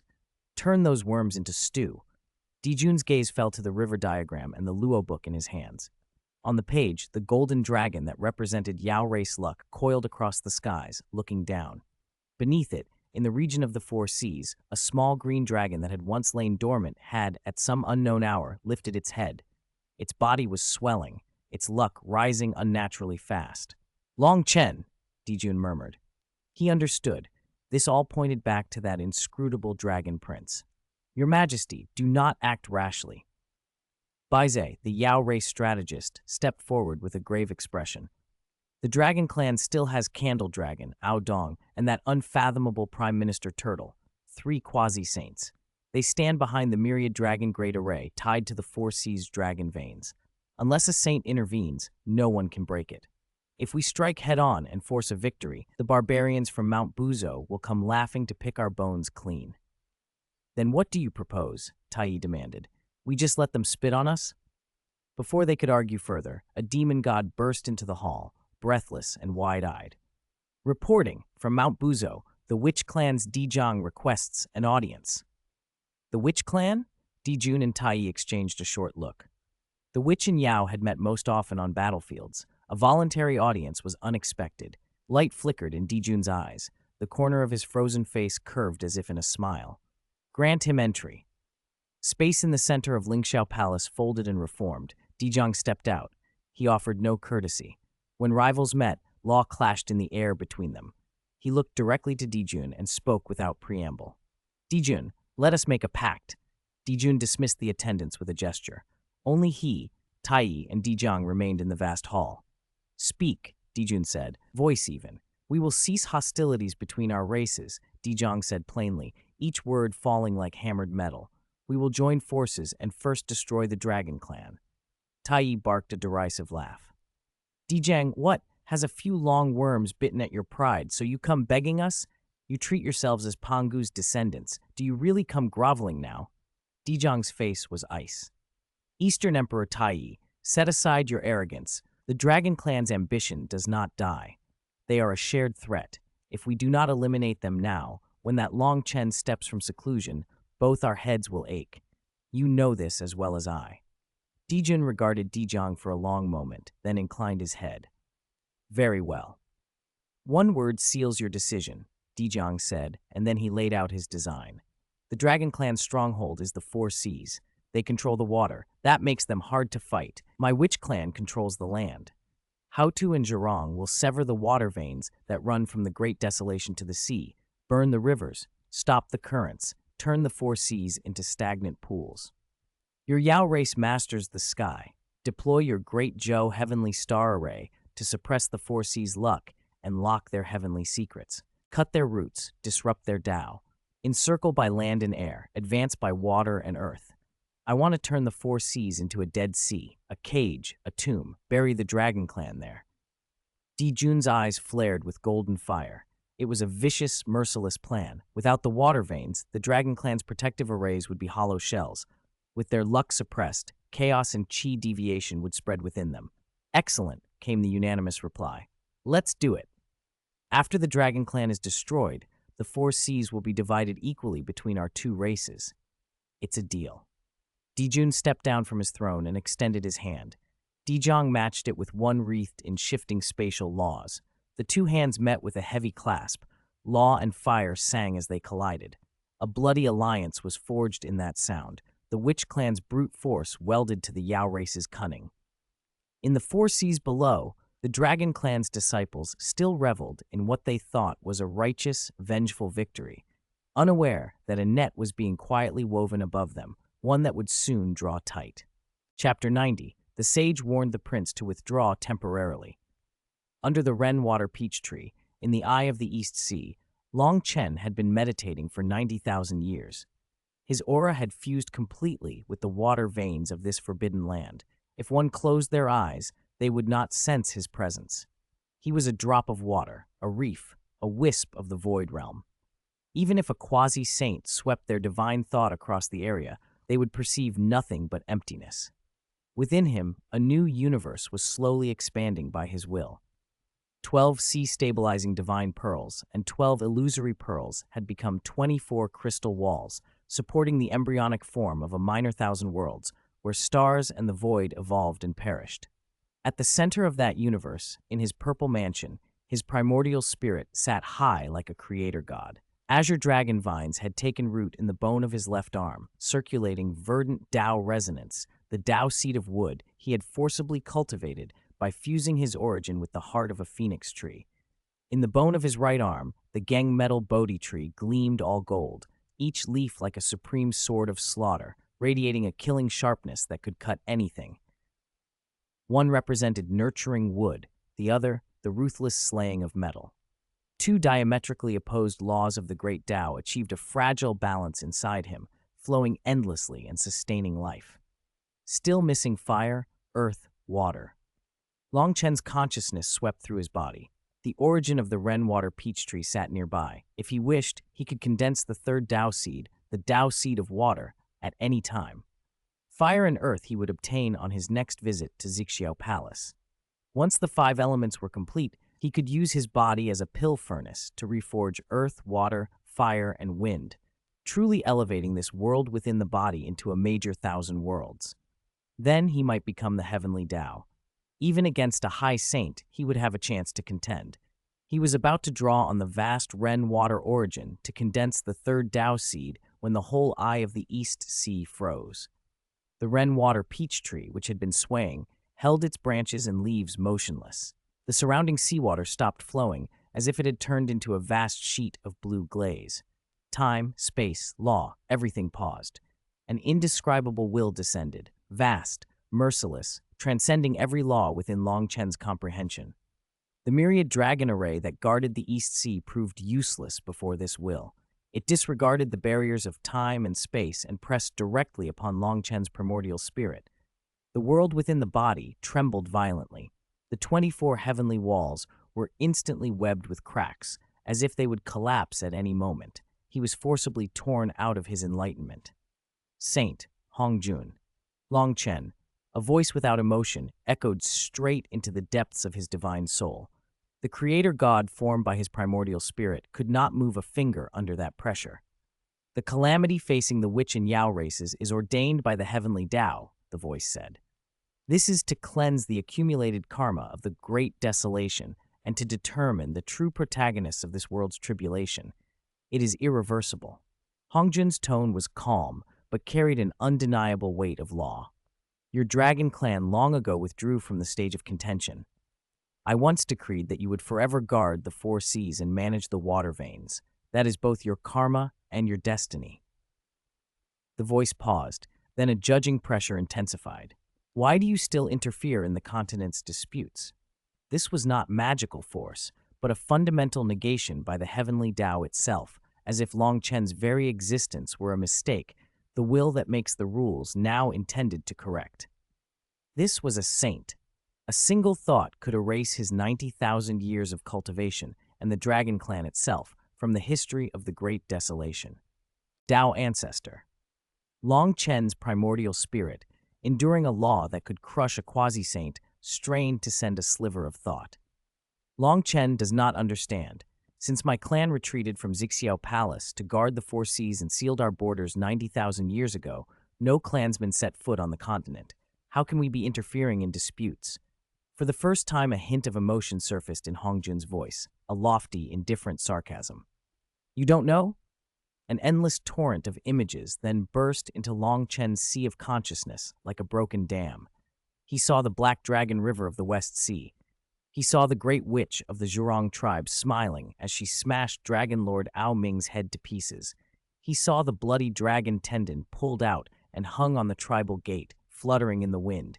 He saw the banks of the Redwater River and Ao Ji, the West Sea Dragon Prince. Longchen had once defeated with a single move, now clad in golden armor, wielding a dragon spear and piercing Great Witch Li Shan's heart with a single thrust. Ao Ji's long-suppressed declaration rang out through heaven and earth. Those who offend my dragon clan, no matter how far, shall be punished. He saw the shores of the East Sea, where the Yao race's immortal island was trampled under the iron hooves of the dragon clan, and the heads of Yao generals rolled to the ground. He saw the Yao king under Kunpeng torn to shreds by the furious dragon clan and the descendants of Xuanwu working together. Scene after scene of blood, roar after roar of dragons released at last, battered against Longchen's primordial spirit until it fell silent. During his years of secluded cultivation, the outside world had already imploded. There was no rage in his heart, only a deep, inexpressible weariness and sorrow. 30,000 years of suppression could not be contained. Tao Ancestor. This time Longchen did not explain. He retorted, coldness threading his voice. The Witch clan needlessly cooked my river's creatures, killed my dragon lord, and used his tendons as a banner. Does this not count as karma? The Yao race occupied my immortal island and slaughtered my patrolling sea yakshas. Does that not count as karma? The heavenly Tao is clear in cause and effect. My clan's sons merely retaliated in anger. What wrong did they do? Wrong? Hongjun's voice went utterly cold. Before the heavenly Tao, your notions of right and wrong are meaningless. His words sliced through the bloody truth like the sharpest blade. Your retaliation smashed the balance between the Witch and Yao races. Your ferocity caused the destined tribulation to deviate from the course I set. The Dragon Clan is too strong, so strong that you became a variable that should not have appeared, and I will not tolerate variables. Hongjun spoke as one stating an established fact. He was not merely a judge, he was an author. He did not care for the fates of the actors, only that the plot followed his script. The Dragon Clan, a character that should have exited the stage, had grown conspicuous, and the director intended to cut its role. Long Chen's primordial spirit fell silent. He knew he had no bargaining chips. A single defiant word now would mean the erasure of the East Sea and its billions of Dragon Clan members from the map of the Great Desolation for a very long time. After a long, heavy pause, he forced out a thought that carried the fate of his entire race, each word like an ancient divine mountain. Long Chen understands. The Dragon Clan will, from this moment on, completely seal off the Four Seas. We will take the Four Seas as our boundary and make a heavenly Tao oath never to set foot on the Great Desolation continent again, severing all karma with the continent. It was the only survival path left to him, survival within confinement. Good. Hongjun's will seemed satisfied. The overwhelming pressure that could crush anything receded like a tide. The cracked world within the body slowly began to mend. However, just as Long Chen thought everything was over, Hongjun's cold voice rang out once more. The will did not dissipate. It recoalesced, its aim clear and needle-like as it pierced into Long Chen's world. You possess two things that do not belong to you. The voice no longer merely echoed in his divine soul. It imprinted itself directly onto Long Chen's inner world, each word becoming the iron law of the heavenly Tao that suppressed the nascent universe within him. The walnut-sized universe in his body, whose crystal wall had only just healed, flashed with dense cracks. He didn't need to guess. The moment that will locked on him, the ancient sword in his world began to hum. Zhuxian. Sword intent pierced his realm, almost wrenching free from his body to return to its true owner. The four swords of Zhuxian were Luo Hao's supreme companion treasures and foundational to the future Saint Tongqian's sect. Hongjun would never allow them to remain outside his control. In the past, Long Chen had been an ant. A saint wouldn't bother looking twice. Now he had become a variable on the chessboard, and the one who set the rules would personally crush a rogue piece. Long Chen's primordial spirit remained silent. In the face of absolute law, any defense would only bring humiliation. He waited for the other side to state their terms. These four swords are the first killing implements of creation, excessively fierce, harming heaven and earth's harmony. The voice pronounced coldly, as if reading a verdict long written. They should be managed by my Xuanmen to suppress luck. Hand over two swords, and this matter will be concluded. Concluded? A single sentence from a saint, and he sought to retrieve what Long Chen had risked his life to obtain from the immortal slaughtering sword formation. This was not a request. It was reclamation. Long Chen had no choice. Obey, or the Dragon Clan would be erased from the Great Desolation. Under the crushing pressure of the saint's might, his thoughts raced faster than ever. A wild, untamed idea began to grow. Gamble. Gamble the lives of his entire clan on a saint's dignity, on a principle even Hongjun wouldn't want to abandon. Tao Ancestor. Long Chen's consciousness finally transmitted, level and controlled. This junior has the Jueshan sword and can offer it immediately. No sooner had he spoken than a simple, cuffed, ancient longsword, radiating killing intent, materialized from his inner world and hung before the Ren Water Pantao tree. The first bait was cast. The eye of the East Sea fell into a deathly silence. The will swept over the Guishan sword but did not take it. The other one. Two words hit like two ancient divine mountains, making the cracks on the crystal wall of Long Chen's nascent universe double in size. Reporting to Tao Ancestor. Long Chen's tone remained deferential, though with difficulty. The sinking immortal sword is not in this junior's possession at the moment.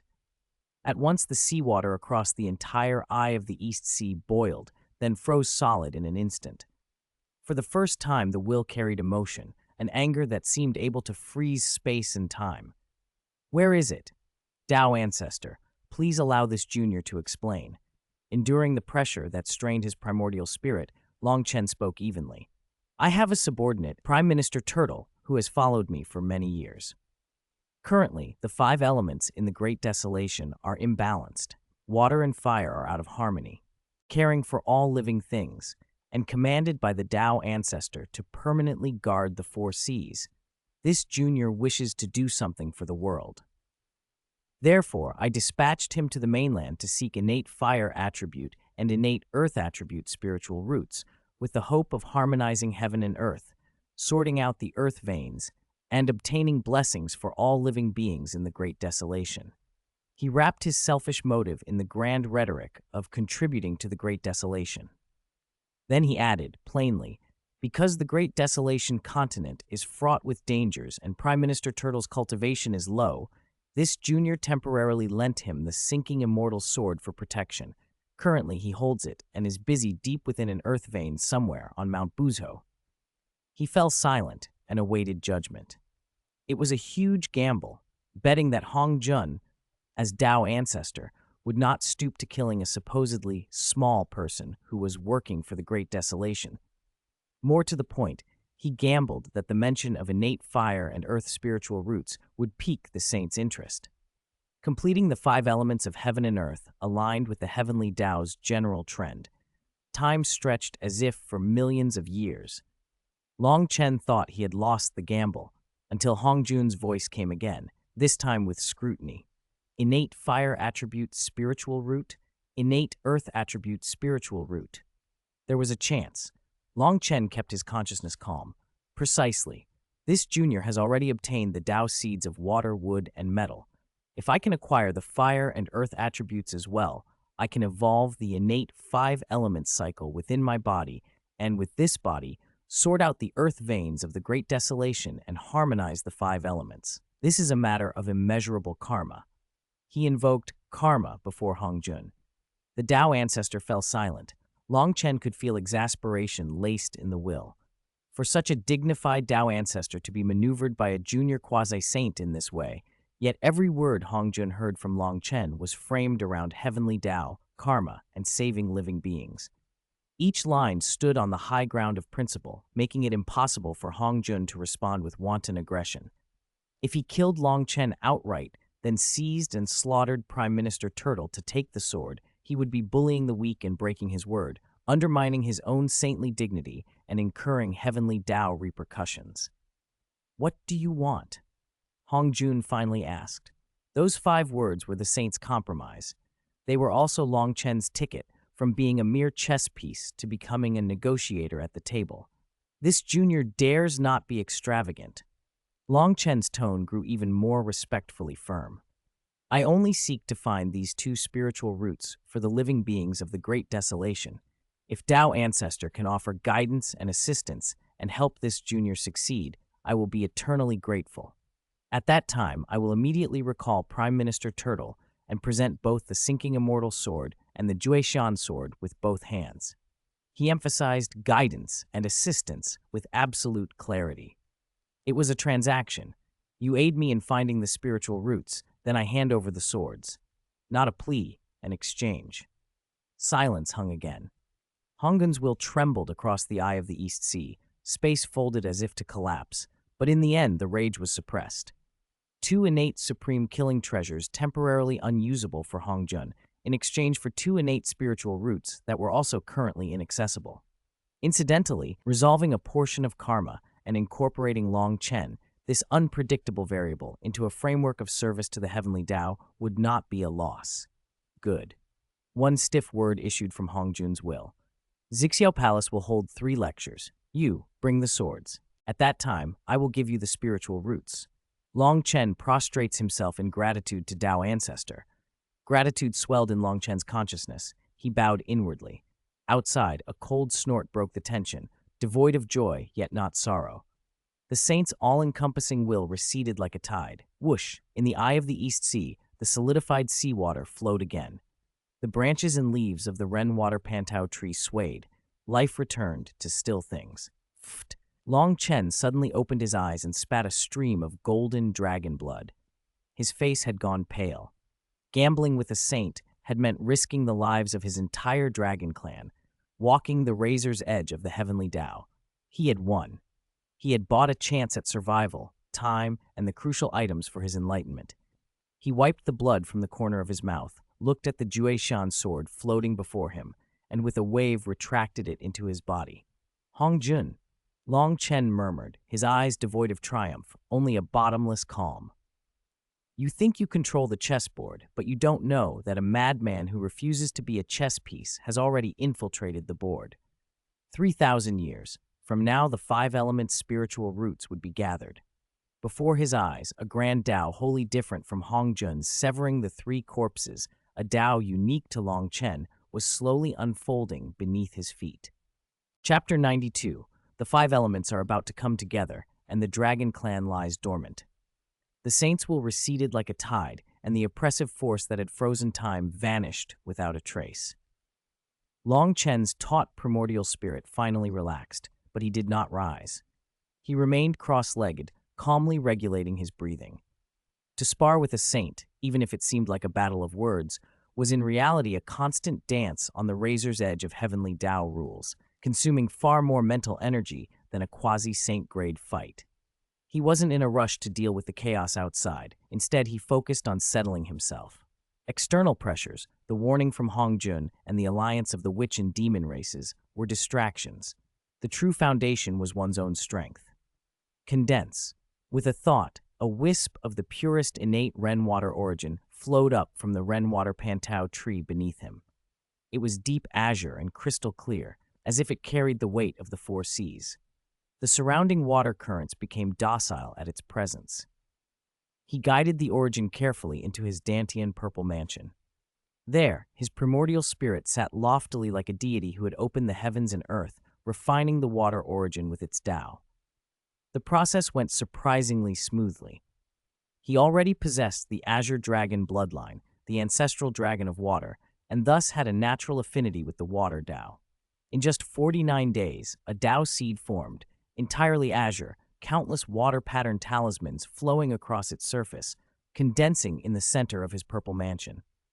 This seed seemed to contain all waters of the world, carrying both the all-embracing creativity of the highest good is like water and the destructive force of floods surging to the sky.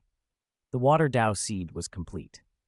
Long Chen's mind stirred, and he steadily implanted the seed into the dragon bone at his chest. Om. A cool, vast vitality radiated from his chest, instantly flowing through his limbs and bones. In his left arm, the azure dragon vines rooted in his bones unfurled branches and leaves, their verdant life force brightening. In his right arm, the golden Zheng metal Bodhi tree swayed gently. Its supreme sharp sword intent became more restrained, heavier. In his chest, the azure Tao seed of water beat slowly like a heart. Vitality, killing intent, inclusiveness. Wood generated water, water nourished wood, and metal produced water. Three distinct powers of the great Tao formed a preliminary, perfect cycle inside him.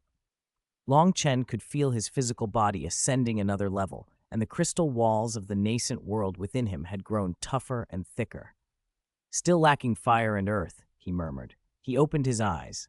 His dragon pupils were deep and still. 90,000 years of secluded cultivation had come to an end. He rose and stepped forward. The space before him did not tear. It rippled like water, and his figure vanished into the eye of the East Sea. Crystal Palace, Coiling Dragon Hall. The main hall's atmosphere was so heavy it felt like water could be squeezed from it. Zulong, Aonan, and the Dragon Kings of the East, West, South, and North Seas sat together, faces ashen and silent. The palace that usually dazzled now seemed dim. Faint, suppressed sobs and the smell of medicinal herbs drifted from the side hall. Wounded soldiers tended there. Then the space in front of the main seat rippled like water, and Long Chen appeared on the throne. "Your Highness!" Zulong was the first to react, looking up with excitement flickering in his eyes. The other Dragon Kings jolted awake and rose to salute. "Greetings, Crown Prince." "All sit," Long Chen said, lifting a hand. His gaze swept the hall and settled everyone. "You have all worked hard during my seclusion." His calm gaze seemed to see through everything, forcing the nervous Dragon Kings to quiet down. "Your Highness, you have finally emerged from seclusion." Aonan, the impetuous Dragon Lord of the South Sea, stepped forward. "The war situation is grave." Long Chen watched him, prompting him to continue. "The witch and demon races have allied." Aonan's fists clenched until his knuckles cracked. His eyes were bloodshot. Dijun of the Yao race used the great heavenly cycle star-dew formation to seal the heavenly secrets of the four seas, severely suppressing our clansmen's cultivation. The witch race, Zhurong and Hotu, personally acted, burning mountains and boiling seas on the continent, cutting off hundreds of water veins that flow into our four seas. With the water veins severed, the power of our 10,000 Dragons World Purification Formation has been greatly diminished, and several weak points have already been breached by the Yao race. Zulong's voice was old and weary. Jie led the main combat force in a bloody struggle against the Yao army at Luotian Beach on the East Sea coast for 3 days and 3 nights. He paused, pain threading his words. Although the great Luo Yao god Ying Zhao of the Yao race was slain, of the 3,000 elite dragon guards he took, fewer than 300 returned. Jie himself was severely wounded, his primordial spirit burned by Ying Zhao's innate demonic fire. He remains unconscious to this day. Morale is low. The young warriors have grown dispirited. Meanwhile, the witch and demon forces are still gathering outside the Four Seas, ready to launch a general offensive at any moment.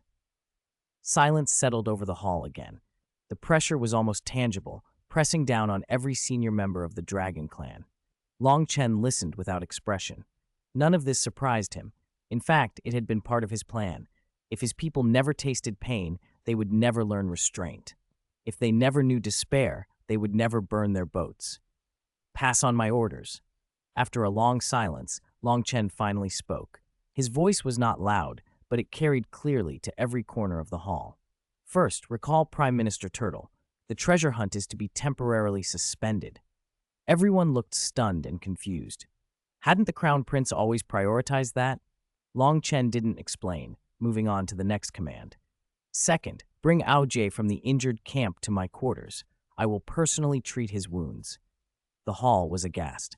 Jie had disobeyed orders and attacked without authorization, causing severe losses. By law, he should be executed, but the Crown Prince intended to treat him personally? Your Highness. Guang, Dragon King of the East Sea, could not help but protest. He acted without orders and underestimated the enemy. He was wrong, Longchen interrupted, sweeping his gaze across them. But he also rendered a great service. He used a crushing defeat to awaken our children who were drunk on victory. He let them see the vastness of the great desolation and the enemy's might. This lesson had to be learned. Letting him teach it cost us dearly, 3,000 elites lost. But the pain was necessary. His merit offsets his mistakes. Longchen's words silenced them. Thinking it over, they could not deny it made sense. Third, his tone grew solemn. The most important order. He rose from the throne, his gaze sharpened like a blade. From this day forward, the Dragon Clan will abandon all outer sea territories and enter complete seclusion. All legions currently outside, withdraw immediately and return to the core dragon palaces of your respective seas. Activate the 10,000 Dragons World Purification Formation to full power. Completely seal off the Four Seas and sever all karmic ties with the Great Desolation continent. Shock rippled through the hall. Your Highness, no! Aonan leapt up, shouting, We've only just shown our fighting spirit. To retreat now, won't that look like bowing and surrendering to the witch and demon races? What will our clansmen think? How can the heroic souls of the fallen rest in peace? When have we ever acted like cowards? Several dragon kings echoed, unwilling to accept the command. Cowardice? Longchen asked, and a faint smile touched his lips. Do you honestly believe that with our current strength, if we fought the witch and demon races to the death, we would win? His single question stilled the room. The possibilities were clear. No real chance of victory. Only annihilation. Longchen's voice rang out, firm and resonant, each word striking hard. Tell every clansman, this is not cowardice, nor surrender. It is to gather strength for a greater war. I have been in seclusion for 90,000 years, and I have not wasted that time. I have seen a path, one that will let the Dragon Clan stand at the pinnacle of the Great Desolation again and reclaim everything that belongs to us. But that path requires time. It requires each dragon child to become 10 times, 100 times stronger than they are now. From today on, our clan's task is simple: cultivate. Carve this humiliation and the blood of our fallen into your bones and turn it into the fuel for cultivation. Cultivate until your bones crack, grow stronger without restraint. The Dragon Palace treasury is open to all clansmen. Spirit pills, wondrous medicines, cultivation techniques, divine abilities, supplied without limit. Long Chen's voice swept through the hall like a gale, and the dejected Dragon Kings felt sparks of fire reignite in their eyes. Seclusion was not defeat, it was preparation for a more violent eruption. I want the whole great desolation to think we are afraid, to forget our existence, he said, cold amusement at the corner of his mouth. When I give the order again, the day the great formation is opened will be the day we demand blood from the entire great desolation. By the Crown Prince's command. This time the Dragon Kings roared together, their voices filled with restrained battle intent and endless anticipation. Orders were relayed from the Crystal Palace, and throughout the Four Seas, an unprecedented wave of secluded cultivation began to sweep the Dragon Clan. Outside the Four Seas, Dijun and the 12 ancestral witches, after seeing that the Dragon Clan had sealed the seas and shown no signs of activity, sneered and turned their attention back to each other, confident the Dragon Clan posed no further threat. No one knew what Long Chen knew. Deep within the isolated East Sea Dragon Palace, Long Chen stood above the sea eye and gazed toward the continent. Of the 5 elements Dao seeds, he had secured 3. The remaining fire and earth seeds would be personally delivered to him by Dao ancestor Hongjun at the next Xianxia Palace sermon. Keep up the show, he thought, eyes cold. Rage until rivers of blood run across the great desolation.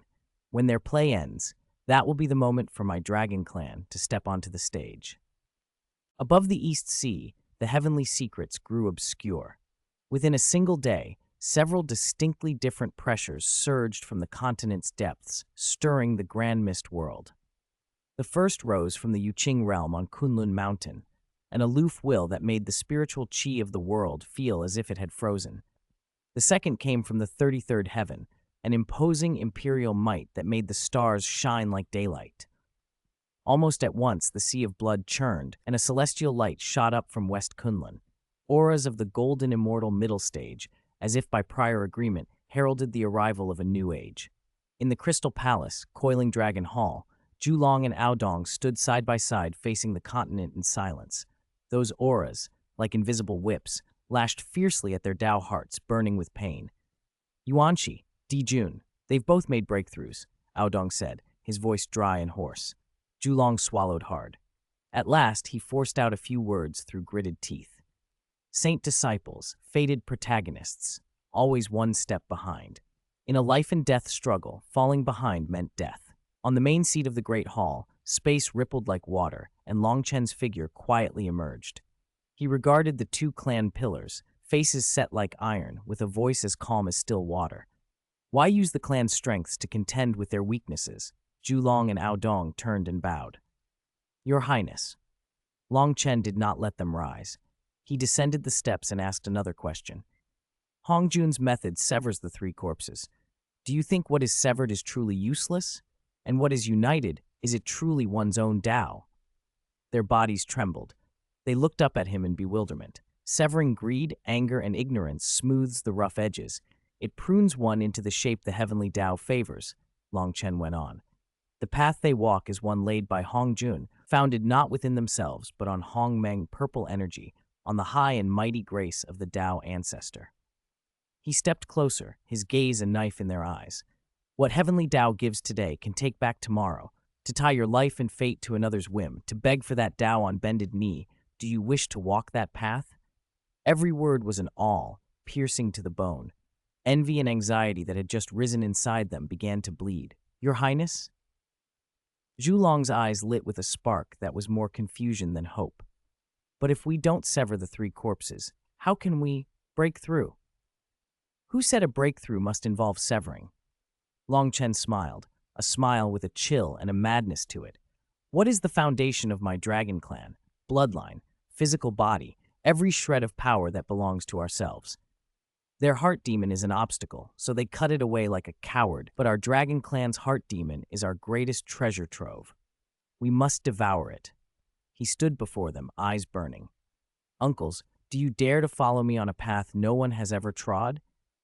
Zulong and Aodong exchanged looks and saw a consuming fire reflected there, the madness born of being backed into a corner. Without hesitation, they knelt on one knee, voices heavy as mountains. We are willing for your highness to shatter the heavens. Good. Long Chen flicked his sleeve. The world shifted, and the three of them appeared in the deepest part of the Eye of the East Sea. Under a massive pantao tree of innate water essence, the dense, primal water aura seemed nearly solid. Longchen sat cross-legged. Sit! He gestured for them to do the same. Hongjun had them sever their obsessions because those obsessions were greed, anger, and ignorance, selfish desires. Now I ask you, what is the deepest, most painful obsession in your hearts? The question was a red-hot skewer that pierced their hardened Tao hearts. Their breaths hitched, their eyes went bloodshot. The Eye of the East Sea vanished. They saw it. Ao Bing's dragon tendons being torn out inch by Neja, bloody and mangled, fluttering above Chentang Pass. They saw dragon children and grandchildren collared and reduced to mounts for the Chan sect's golden immortals, subjected to humiliation and flogging. They saw countless dragon maidens wantonly violated by immortals and gods, their souls scattering, unable even to enter reincarnation. They saw the entire dragon clan nailed to a pillar of shame between heaven and earth, never to rise again for all eternity. That was no phantom heart demon. That was the destiny Hongjun had personally set, already written into the heavenly Tao's script, a fate and unchangeable despair. Yes, that's it, Longchen said, merciless and cold as a devil's whisper. Hongjun's way makes you forget it, let it go, accept it, be an obedient dog. His voice rose, maddening and inciting. But my Tao will make you remember it, hate it to the core, and then devour it. Today, I will teach you how to refine the most poisonous despair in this world into your greatest power. Concentrate, introspect, go find that despair, embrace it, become it. Longchen's roar was thunder. Zulong and Aodong trembled and closed their eyes as commanded. Boundless darkness and pain swallowed their primordial spirits. Ah! 2 roars of unbearable pain tore from their throats. Blood-red cracks spidered across their dragon hides. Their skin split like a parched riverbed. Their primordial spirit fires flickered wildly, nearly crushed by despair. Now! Longchen's voice was a demonic whisper in their ears, yet it bore absolute authority. If it makes you despair, be more desperate than it. If it makes you suffer, draw power from that suffering. If it wants our clan to be slaves and servants, then our clan will shatter the heavens and slaughter gods and saints. If it wants our clan to be blood sacrifices, then our clan will make these myriad worlds our pasture. This is the dragon clan's evil, unyieldingness, heaven-defying evil. Swallow it for me. Longchen pressed a palm to the ground. There was no thunderous noise. The top-grade innate spiritual root, the pantao tree, melted from its roots as if dissolved. It transformed into 2 torrents of energy, pure streams of innate Ren water and life essence. Without roaring, those torrents forced themselves into Zulong and Aodong. On one side was the fate curse tearing at their divine souls. On the other was boundless vitality, reshaping their Tao bodies. In the extreme tearing and forging, the dark nightmare that represented the Dragon Clan's fate did not wane. Under the irrigation of Longchen's heaven-defying will, it swelled and condensed wildly. At last, that endless pain and unwillingness took shape. 2 demonic figures, identical to their true forms, but entwined with black, unyielding flames. This was not the severed evil corpse. It was the Dragon Clan's stubborn battle intent, the Tao heart demon god that declared war on the heavenly Tao. From today, I, Zulong, shall take unyieldingness as my Tao and establish my battle body. From today, I, Aodong, shall take vengeance as my purpose and forge my demonic body. 2 long roars, filled with boundless resentment and insane battle intent, erupted from the depths of the Eye of the East Sea. 2 golden immortal middle-stage auras, distinct from Yuanxi's and Dijun's, filled with domineering, destructive, and unyielding will, broke through the Four Seas blockade and slammed into the Grand Mist continent. At that moment, in the Yuqing Palace on Kunlun Mountain, Yuanxi Tianzun opened his eyes. In the Demon Emperor Hall of the 33rd Heaven, the glazed wine cup in Dijun's hand turned to dust. They both turned toward the East Sea, faces marked by confusion and solemnity for the first time. This power, why was it so sinister, yet so pure? The Dragon Clan had gained 2 more golden immortal middle-stage experts. They were walking a heaven-defying, feral Tao that even Hongjun had never conceived. Chapter 94. 5 mid-stage quasi-saints appeared in one day, shocking the whole world. The Qi on Candle Dragon and Aodong's bodies completely receded. Not a single trace leaked out. Yet as they simply stood there, the surrounding seawater twisted and withdrew on its own, forming a vacuum domain that rejected any law. Their power no longer came from heaven and earth. It came from the ancient blood and tears of the Dragon Clan. Blood spilled, tendons torn out, born of endless humiliation, nailed to the pillar of shame. It was venomous revenge and the brand of an unyielding spirit. This feeling, Candle Dragon slowly raised his hand and clenched his fist. He didn't feel a surge of newfound strength. He felt the world suddenly fragile and intolerable. Space and time, once ironclad Taoic rules, seemed to him like thin sheets of damp paper, easily pierced. Aodong did not speak. He turned silently and performed an ancient, long-lost grand ritual of the Dragon Clan toward Longchen. His forehead touched the ground. This bow had nothing to do with ruler and subject or mere bloodlines. It was a seeker of the Tao, kneeling before the one who imparted that Tao. Longchen stood beneath the Ren water pantao tree, now withered into gray, dead wood, and accepted the bow. "This is only the first step," he said calmly. Candle Dragon and Aodong's hearts skipped a beat. This was a realm they had never dared to dream of, and yet it was only the beginning. "Go back." Longchen's voice showed no fluctuation. "Go to the Well of Slaughter. Get used to the new things growing in your bodies, learn to control them, and make them the sharpest claws you use to tear your enemies apart. As you command." Candle Dragon and Aodong became two streaks of dark flowing light and vanished instantly, not a ripple left in the water. The eye of the sea fell silent again. Longchen sat cross-legged and closed his eyes. Helping the two of them break through had drained him. The origin of the nascent minor thousand worlds within him was nearly spent. Its crystal walls lay dim and cracked from the pressure of Hongjun's earlier might. Then a grand, majestic, emotionless voice rang from the chaos above the nine heavens. It penetrated the seals of the four seas, ignored all restrictions, and resonated directly within the primordial spirit of every living being in the Great Desolation. 3,000 years from now, Xianxia Palace, the third sermon, the voice announced. This will be the last time. After the sermon, I will merge with the heavenly Tao. From then on, the heavenly Tao will be impartial, and saints will not emerge. Hongjun, the last sermon, merging with the Tao, distributing treasures. Longchen's movements froze. For an instant, the entire Great Desolation stood still. Then covetousness and restlessness erupted like a volcano. Kunlun Mountain, 33rd Heaven, the Sea of Blood, Wuzhuang Temple. Those who had only just achieved quasi-saint status felt an immediate frenzy upon receiving the decree. Everyone smelled it, the last chance to divide the spoils. The era of saints was about to begin. Those innate supreme treasures on the treasure distribution rock were the only ladder left to the peak. 3,000 years.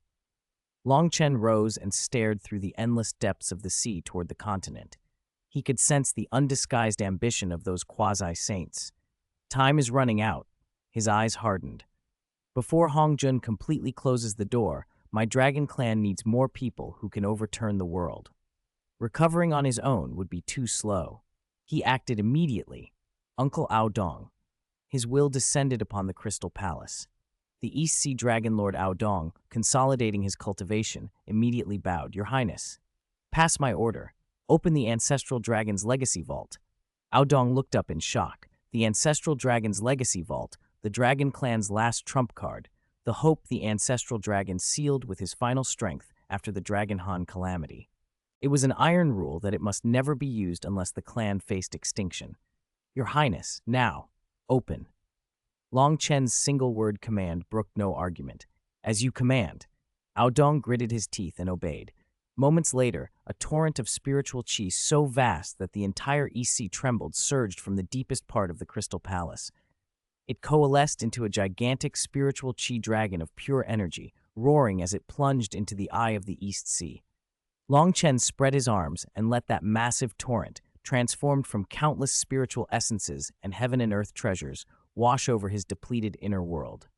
His inner world, starved like a vicious beast for billions of years, devoured the sweet rain. The cracks on the crystal wall healed visibly, thickening into robust, indestructible-looking layers that glinted with a hint of golden light. In one day, his condition returned to its peak, and even surpassed it. But he did not stop. He forcibly condensed the remaining colossal energy, the kind that could allow 10 Grand Unity Golden Immortals to break through to Quasi-Saint, into 3 energy cores as black as ink, within which blood-colored star rivers seemed to flow. When he finished, he sent a second thought. Summon the Dragon Lord of the West Sea Ao Shi, Ao Nan of the South Sea, and Ao Bei of the North Sea. Meet me at the Eye of the East Sea immediately. The 3 Dragon Lords arrived quickly. Unlike Candle Dragon and Ao Dong, who had stayed in the core, these 3 had guarded the frontiers for years, clashing constantly with the Witch and Yao races. They carried deeper evil chi, fatigue, and a long-set despair. When they entered the Eye of the Sea and saw Long Chen seated beneath the withered tree, their hearts sank. Even more terrifying were the 2 figures beside him, Candle Dragon and Ao Dong. They were the same people the Dragon Lords knew, yet now their presence made the 3 Dragon Lords' primordial spirits prickle, as if facing yawning abysses that might erupt and devour everything. Greetings, Your Highness the Crown Prince. They suppressed the surging emotions and bowed in unison. You 3 have toiled for years guarding the sea frontiers, Long Chen said, opening his eyes calmly. For the Dragon Clan, we would gladly die 10,000 deaths. The 3 replied in deep voices. Long Chen nodded, then fixed his gaze on Ao Shi, Dragon Lord of the West Sea. Uncle Ao Shi, I heard the merman race in the West Sea has been almost entirely captured by those beasts from the Chan sect. Ao Shi's body stiffened. His weathered face went purple. His rough hands clenched so hard, his nails tore the skin and golden dragon blood oozed out. Long Chen didn't look at him further, moving on to Ao Nan of the South Sea. Uncle Ao Nan, last time your 300,000 flood dragons went on patrol and were burned to ashes by a single flame from Zhurong, not even leaving behind ashes. Ao Nan's eyes immediately bloodshot. A beast-like grunt escaped him. He breathed heavily like an old bellows. Finally, Long Chen's gaze fell on the most silent of the 3, Ao Bei of the North Sea. Uncle Ao Bei, the North Sea has become a training and hunting ground for the Yao race, and any dragon descendant with a trace of bloodline cannot live past 100 years. Isn't that right? Ao Bei lowered his head in silence, shoulders trembling violently. A murky dragon tear dropped to the reef beneath his foot and evaporated into white steam. These were the deepest wounds in their hearts. Tell me, Long Chen said, and his voice chilled like an ice-tempered blade, piercing to the core of each Dragon Lord. Facing all of this, aside from hiding in the Dragon Palace in impotent anger, aside from enduring, what else can you do? The 3 Dragon Lords were silent. What else could they do? Charge out and die trying? Throw the lives of their clansmen into that bottomless pit? Raise your heads. Long Chen's words were not loud, but they carried a compulsion that forced the 3 to lift their eyes. They looked into Long Chen's gaze. There was no pity, no consolation, only a burning inferno of madness, a karmic, consuming blaze. I have a path, he said, a path that will let you personally drag those high and lofty immortals and gods from the clouds, chew their bones, and drink their blood. He pointed to Candle Dragon and Ao Dong. They have already taken the first step. This path is painful. It will turn you into monsters you will not recognize. But it can give you power. Now I ask you, Long Chen's voice became seductive, almost intoxicating. Do you dare? The 3 Dragon Lords glanced at Candle Dragon and Ao Dong. Their chi changed so drastically they looked like voids, and then at Long Chen's mad eyes. Suddenly, they laughed. It was a laugh rougher than any cry, with tears flowing down their faces. In that laughter was all the despair, hatred, and long-suppressed release of eons. Your Highness! Ao Shi was the first to drop to one knee. His voice was hoarse, as if 2 stones ground together, yet it rang with force. Never mind becoming a monster. If I can avenge my 3,000 merman children who were flayed and had their tendons torn out, if I can personally twist Guangchengzi's head off, even if my soul flies away and my spirit scatters, never to reincarnate, what do I, Ao Shi, fear? He roared. Bestow the law, Your Highness. Ao Nan fell heavily to both knees, forehead striking the hard reef as blood flowed freely. The ashes of my sons still scatter the South Sea. I, Ao Nan, hear their cries day and night. I plead for the law. Ao Bei of the North Sea, I will become a vengeful ghost for Your Highness and slaughter the entire Yao race. Ao Bei vowed, voice shaking yet resolute. Good. Long Chen flicked his fingers, and the three ink-black energy cores entered their foreheads. Remember the method I taught you. Embrace that despair, taste it, and then eat it. Almost simultaneously, three suppressed surges of resentment and killing intent exploded outward. Behind Ao Shi, 3,000 phantom mermen appeared, their wails turning into vicious curses that wound around him and transformed him into a vengeful god of vengeance. Within Aonan's body, a furnace of resentful fire ignited, filled with the unwilling souls of flood dragons. That inferno pointed directly at the Witch Clan's temple in the south. Behind Ao Bay, a Shura field of mountains of corpses and seas of blood formed, the burial ground of billions of years of North Sea dragon descendants. Endless death chi and evil chi, shaping him into a demon god born solely for slaughter. From different directions of the Eye of the East Sea, three distinct yet equally violent quasi-mid-stage auras surged upward. The entire four seas heaved with towering, monstrous waves. At Kunlun Mountain, Yuqing Palace, Yuanxi Tianzun's three treasures, Rui slipped from his hand and snapped to the ground. He opened his eyes, staring toward the East Sea with unconcealed shock for the first time. Again, three more? What kind of demonic, unorthodox Tao is this? Why is it so violent, so pure? At the Yao Emperor's palace in the 33rd heaven, Dijun slammed his palm onto his golden dragon desk in fury. The indestructible desk silently turned to dust. Mad, he shouted. The Dragon Clan has gone completely mad. Within a single day, 5 mid-stage quasi-saint experts had appeared. The entire Great Desolation felt that outrageous power, and all the quasi-saint Grand Unity Golden Immortals turned their gaze toward the four seas they had long ignored. They did not understand what had happened to these so-called losers, only that the balance of fate had been shattered. Chapter 95, 3 lectures on Xianxia Palace, the Tao ancestor grants spiritual roots. 3,000 years was no more than a few sunrises and sunsets to the countless lives warring across the Great Desolate. For the Dragon Clan trapped at the bottom of the Well of Slaughter, it had been a living hell for 30 centuries. At the very bottom, there was no trace of spiritual qi, only thick, oil-black evil qi, condensed from the Dragon Clan's endless resentment. Aonan, Dragon Lord of the South Sea, suddenly opened his eyes. His massive form convulsed, every scale twitched. He opened his huge maw, not to breathe, but to do the unthinkable. He swallowed. He forced down a dense, inky mass of resentful evil qi mixed with the wails of countless shredded dragon souls. A guttural roar of pain tore from his throat. His primordial spirit did not contemplate Grand Tao runes or the ultimate truths of heaven and earth.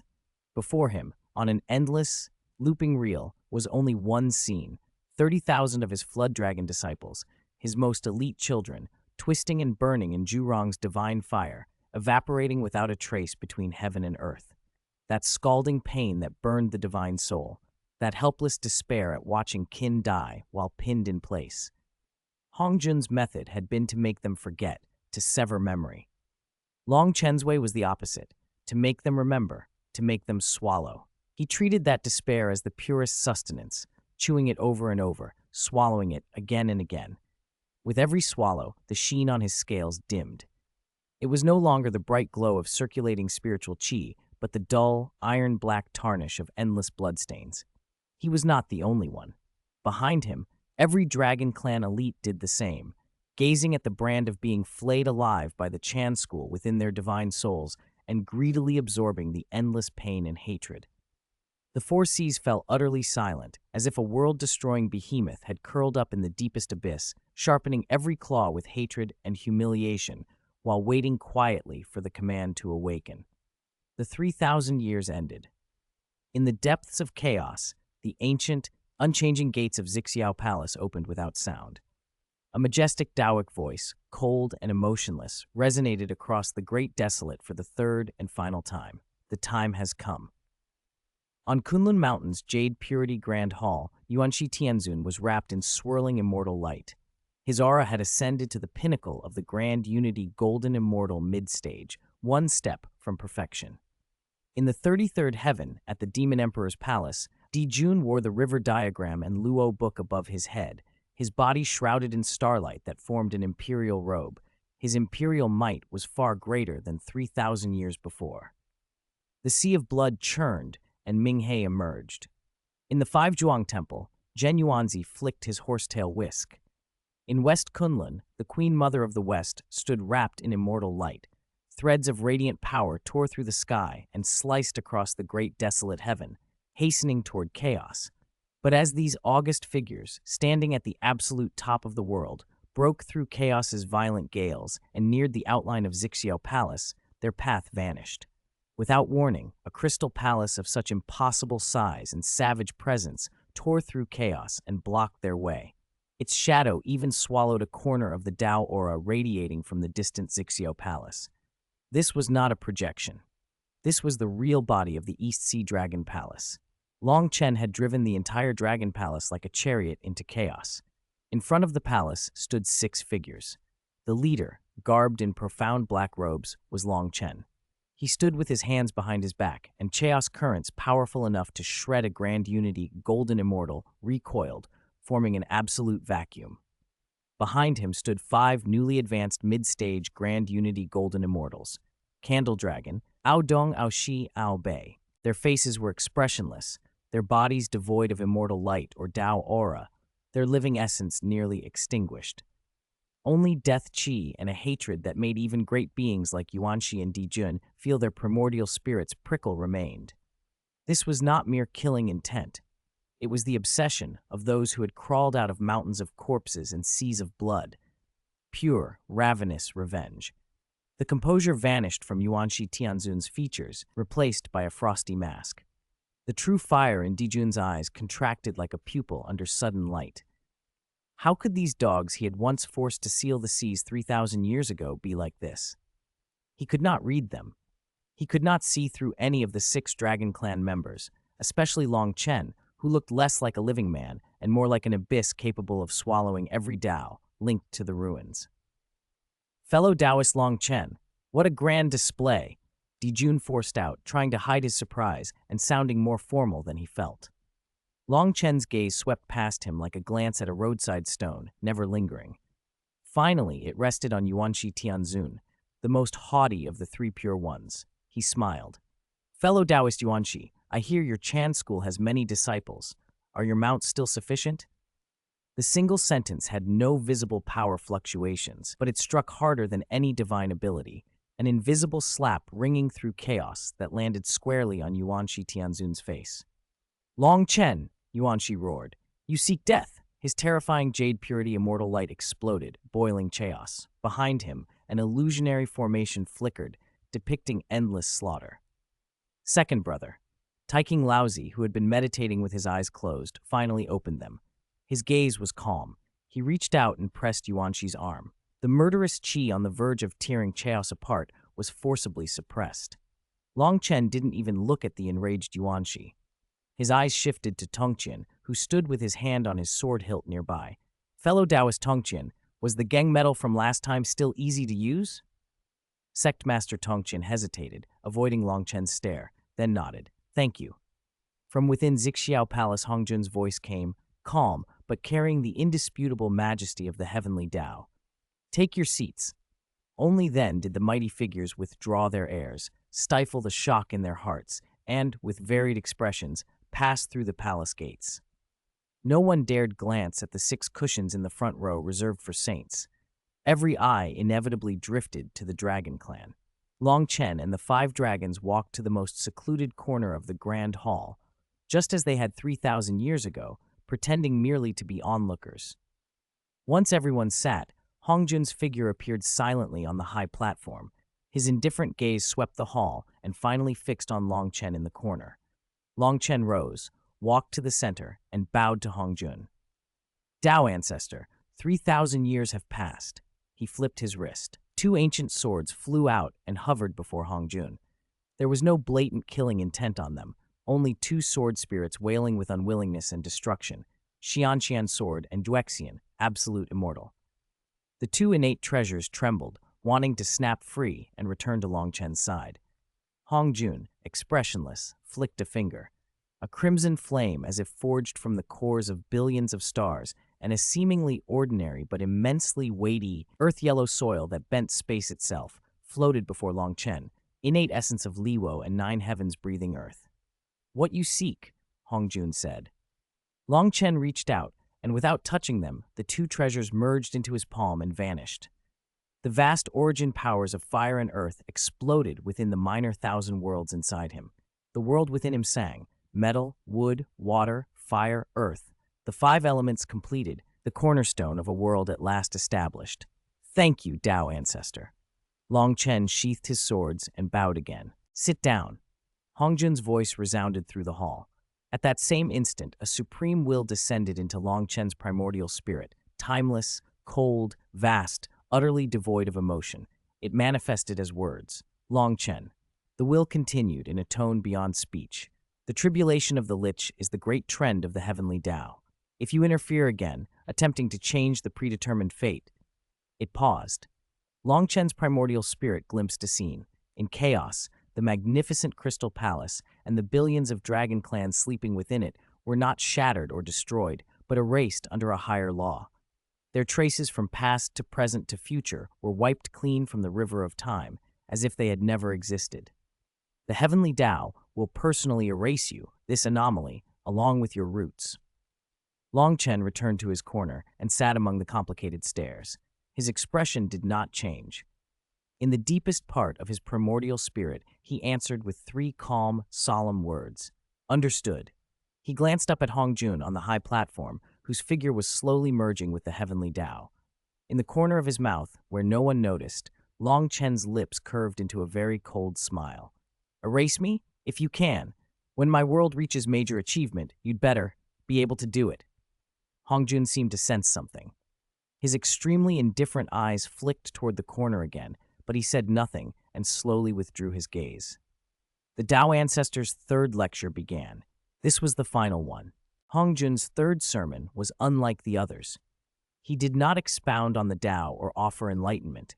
He spoke of rules, the iron laws governing the operation of heaven and earth, the immutable numbers of birth and death.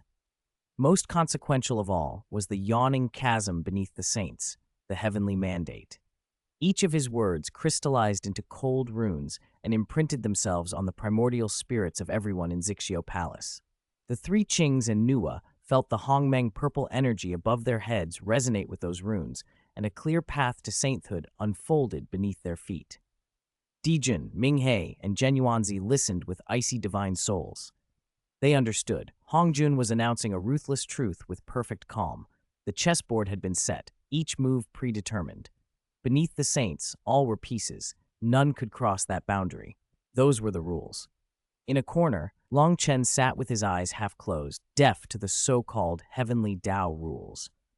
His mind had long since withdrawn into his inner world, where an earth-shaking transformation was underway.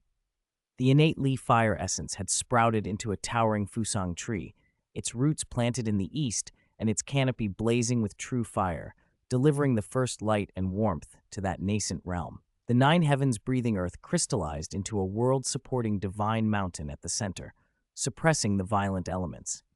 Azure dragon vines coiled the mountain. The Geng metal Bodhi shed sharp chi. The Ren water panto tree's roots encircled the peak.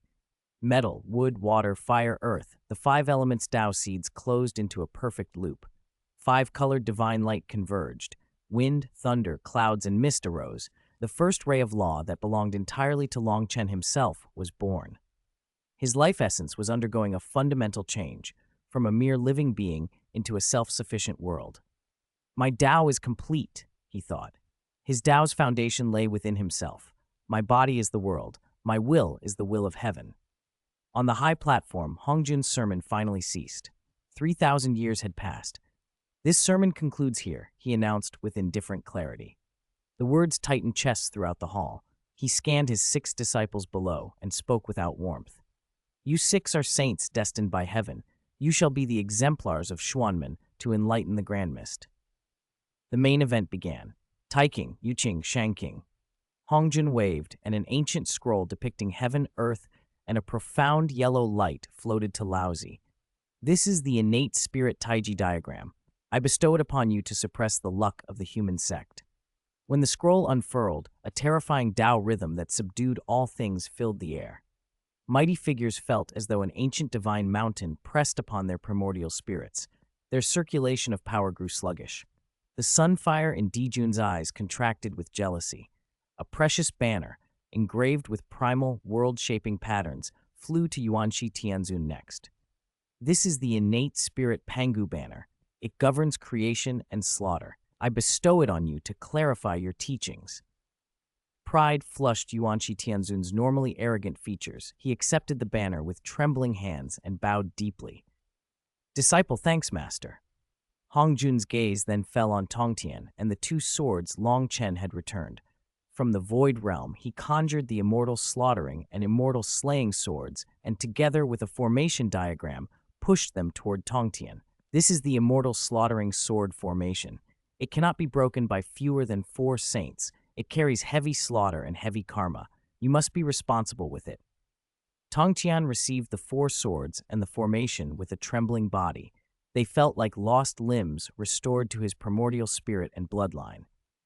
Thank you, master, he said, bowing. The 3 Qings bowed in unison. Nuwa received the Mountains and Rivers Sheji map, a map that contained a world within it. In a corner, Jian and Junti looked at Hongjun with faces full of pleading and longing. Hongjun exhaled almost inaudibly, waved his hand, and an empowered divine staff and a 7 treasures wonderful tree flew to them. These 2 are high-grade innate spirit treasures. I bestow them upon you to suppress the luck of the Western sect. Overjoyed, they knelt and prostrated themselves, heads striking the ground again and again. Teacher's kindness will never be forgotten. After distributing to his 6 disciples, Hongjun stood and surveyed the assembled powerhouses, their eyes alight with greed. I still have tens of thousands of spirit treasures outside. They are useless if hoarded. He pointed beyond the hall. They sit outside the 33 heavens, on the treasure distribution rock. Take them according to your fate. The announcement hit like a meteor in a calm sea. Except for the 6 future saints, every cultivator in the hall inhaled sharply. The treasure distribution rock, the Tao ancestors' trove. It was the only chance to catch up to the saints. The sermon is complete. I will unite with the heavenly Tao. Hongjun's figure began to thin, dissolving into the rules of heaven and earth across the grand mist. From now on, the heavenly Tao shall be impartial. Saints shall not appear. His voice faded and his form vanished. A supreme, cold, impartial will enshrouded the grand mist. The heavenly Tao had reached perfection. Silence held for a heartbeat. Then the hall erupted. Go! Dijun transformed into a solar golden rainbow and shot through the gates of Xixiao Palace. Grab them! Kunpeng cried, spreading into a sky-covering giant bird and pursuing. Minghe streaked like blood-red lightning. Zhen Yuanzi and the other powerhouses became colored streams of light and hurtled into chaos. The hunt for the treasure distribution rock had begun, sweeping up the top forces of the Grand Mist. The 3 Qings also prepared to depart. Long Chen opened his eyes slowly. There was not a ripple in their depths. Accompanied by 5 dragon lords who resembled silent demon gods, he rose and walked out. Yuanxi Tianzun passed and paused, eyeing Long Chen from above with undisguised contempt. Evil demonic Tao, even if you were lucky enough to complete a 5 elements foundation, what then? He tapped the Pangu banner with a knuckle. A flash of creative chi flickered. Without sainthood, you are nothing but an ant beneath us. He transformed into a Yuqing immortal light and gave chase. Long Chen did not bother to look back. He and the 5 dragon lords stepped out of Xixiao Palace. Against the backdrop of colored streams racing toward the treasure distribution rock, the East Sea Dragon Palace, anchored in chaos, seemed eerily still. Set sail, Long Chen said quietly to the dragon lords poised behind him. As you command, Zulong and the others replied in deep, restrained voices. Excitement threaded through them. They stepped onto the dragon head deck of the Dragon Palace, and in an instant, the colossal vessel shuddered. It did not fly. Instead, a pure, savage force tore open the chaos beneath it, ripping a huge black fissure in space. No law fluctuations leaked from that rift, only absolute power that crushed everything. The Dragon Palace warped and was swallowed by the darkness. Far ahead in chaos, Dijun led the charge, his eyes burning with greed as the gleam of the treasure distribution rock came into view. He prepared to be first ashore, to seize the greatest share. Then, without warning, the space before him twisted and ruptured. The dragon-head prow of a crystal palace burst from the tier, advancing with a rule-crushing posture that sealed the path. Its shadow swallowed more than half of the rock's 10,000-foot radiance. "What is that?" Dijun cried, his primordial spirit leaping violently. Chapter 97, The Dragon Clan, blocks the door and makes a fortune. In the Chaos Void Realm, a deathly silence hung in the air. All the great figures who had rushed out of Zhizh Palace halted at a distance, their movements frozen. Faces were grim, eyes fixed on the treasure distribution rock, its light swallowed beneath the immense shadow of the Crystal Dragon Palace. Tens of thousands of spirit treasures pulsed on the rock with myriad lights, auspicious colors, and an endless circulation of innate Tao resonance, an irresistible feast no one dared approach. Any one of those treasures was worth a Grand Unity Golden Immortal risking everything.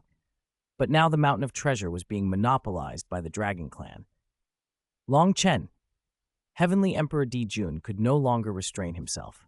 His body erupted in solar true fire, forming a golden, burning imperial robe. The river chart and Luo book spun above his head in starlight, and a vast, faint Jotian star map manifested, radiating a suppressive aura.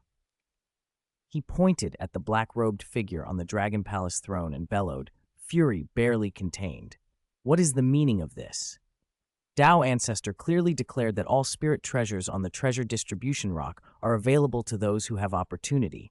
Does your Dragon Clan intend to pick a fight with the entire Great Desolation and monopolize this opportunity?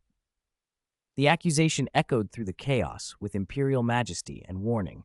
Longchen lounged on a throne carved from ancestral dragon bones, posture unchanged, lazily lifting his eyelids.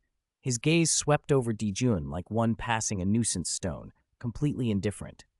"Fellow Taoist Dijun, why be so angry?" he said softly, his voice carrying to every ear. He nodded at the 5 Dragon Clan quasi-saints standing behind him like statues, their auras still and murderous. "These uncles of mine have been in the well of slaughter too long. The evil chi on them is heavy. They need some good things to temper it."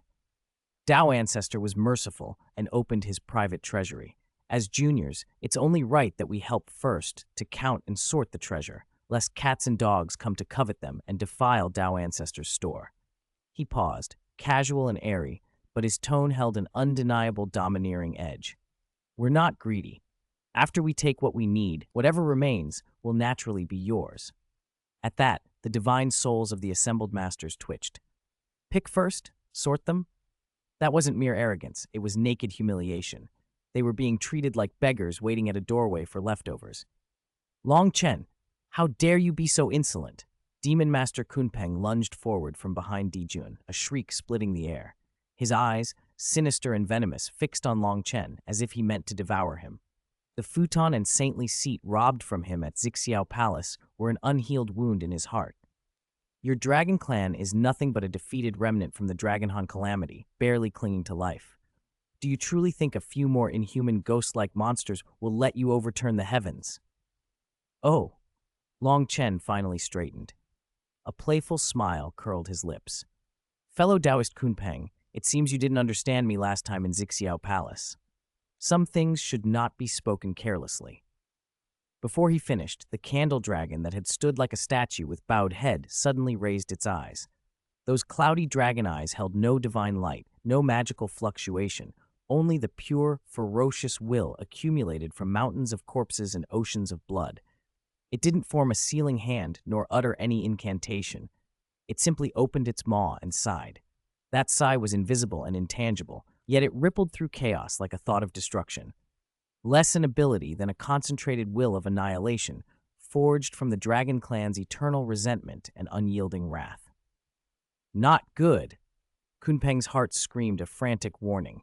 He reflexively unleashed all his demonic chi. The illusion of the North Sea rose behind him to swallow incoming attacks. But the ripple ignored his demonic chi, ignored divine ability and law, and imprinted directly upon his primordial spirit. "Ah!" A scream tore through the chaos, so anguished that no living being should be able to make it. Kunpeng's primordial spirit felt as if it were being dragged into a sea of blood by billions of unseen vengeful specters, chewed and torn. He clutched his head. His enormous demon master true form flailed uncontrollably in the air. The Tao resonance around him flickered as if possessed. One strike, one breath, and the legendary quasi-saint, a long-held member of Xianxia Palace, suffered a grievous wound to his divine soul on the spot. Pandemonium erupted. Everyone stared at the candle dragon in horror. That single attack revealed a power they had never seen or comprehended, an instinctive force of pure destruction. What kind of demonic path was this? Fellow Taoist Kunpeng, it's best you keep your mouth shut. Long Chen's voice drifted again, calm but chilling. These uncles of mine have been in the well of slaughter for 3,000 years. Their tempers aren't very good. Whoever says another foolish word, I can't promise he'll be able to leave standing. A naked threat, an absurd demand. Dijun's face turned as black as ink. Beside him, Eastern Emperor Taiyi's chaos bell began a low hum that made the surrounding chaos tremble. Yuanshi Tianzun stepped forward, bearing the Pangu banner.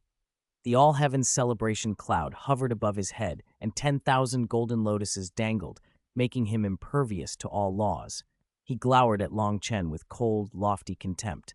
Long Chen, your actions openly defy the heavenly Tao's order, he boomed. Tao ancestor only just merged with the Tao, and you dare commit such demonic acts. Do you have no propriety or conscience? His words fell like mountains, oppressive and absolute. In the name of the Pangu Orthodox sect, I order you to retreat immediately. If you do not blame us for joining forces in accordance with heaven's will to eradicate such demonic fiends as you. Join forces? Long Chen laughed, louder and more carefree than before, even tapping the throne's armrest and producing a crisp sound. All right, I'll be waiting. He didn't look at Yuanshi. Instead, he casually nodded to the 5 pairs of bloodshot eyes behind him. Go, take whatever you fancy, kill anyone who dares stop you, by the Crown Prince's command. 5 roars, saturated with madness, exploded at once. 5 torrents of black light, like vicious beasts freed from cages after eons, tore toward the treasure distribution rock, an aura of destruction shredding the surrounding space. Aoshi's eyes were blood red. He locked on to a golden long spear at the rock's peak, radiating supreme killing intent. It was a top-grade innate spirit treasure, formed from a tip of the god-slaying spear. He snatched it, and a monstrous evil chi poured from him, mixed with the endless laments of 3,000 mermaids. Guangchengzi, your Chan sect owes my West Sea 3,000 mermaid lives. Today, with this treasure as sacrifice, I reclaim that blood debt. Ao Nan rolled a black torrent of water and swallowed a profound essence water-controlling banner. The banner's vast, innate water chi turned pitch black the instant it entered his grasp, emitting corrosive, venomous death chi. Ao Bei was even more direct. He transformed into a 10,000-foot dragon, opened a bloody maw, and inhaled toward the treasure distribution rock. He didn't take the treasures themselves so much as the chaos space around them. Like a whale sucking in water, an area shimmering with treasure lights, along with the spirit treasures and surrounding chaos currents, was literally gnawed off the rock and swallowed into his belly. The candle dragon and Ao Dong targeted the spirit treasures with the strongest auras. In just a few breaths, the light from the treasure distribution rock had dimmed by nearly 30%. That spectacle finally ignited the assembled master's restraint. That's too much bullying. Do you think we're made of mud? Kill these greedy loaches. Dijun and Yuanshi exchanged a glance and reached an instantaneous agreement. They could wait no longer. If they hesitated, nothing would be left. Yao Race, heed my command, Dijun thundered. Form the Zhou Tian Star Do Great Array. 365 demon gods took their stations. Starlight surged from the void realm and wove into an immense star map that blanketed the sky and obscured the sun. Billions of stars spun above, pressing down on the East Sea Dragon Palace with a might that could crush worlds. The 3 pure ones are one, evolving all heavens, Yuanshi Tianzun shouted. The celebration clouds above Taiking Laozi, Yuanshi Tianzun, and the Tongtian sect master linked.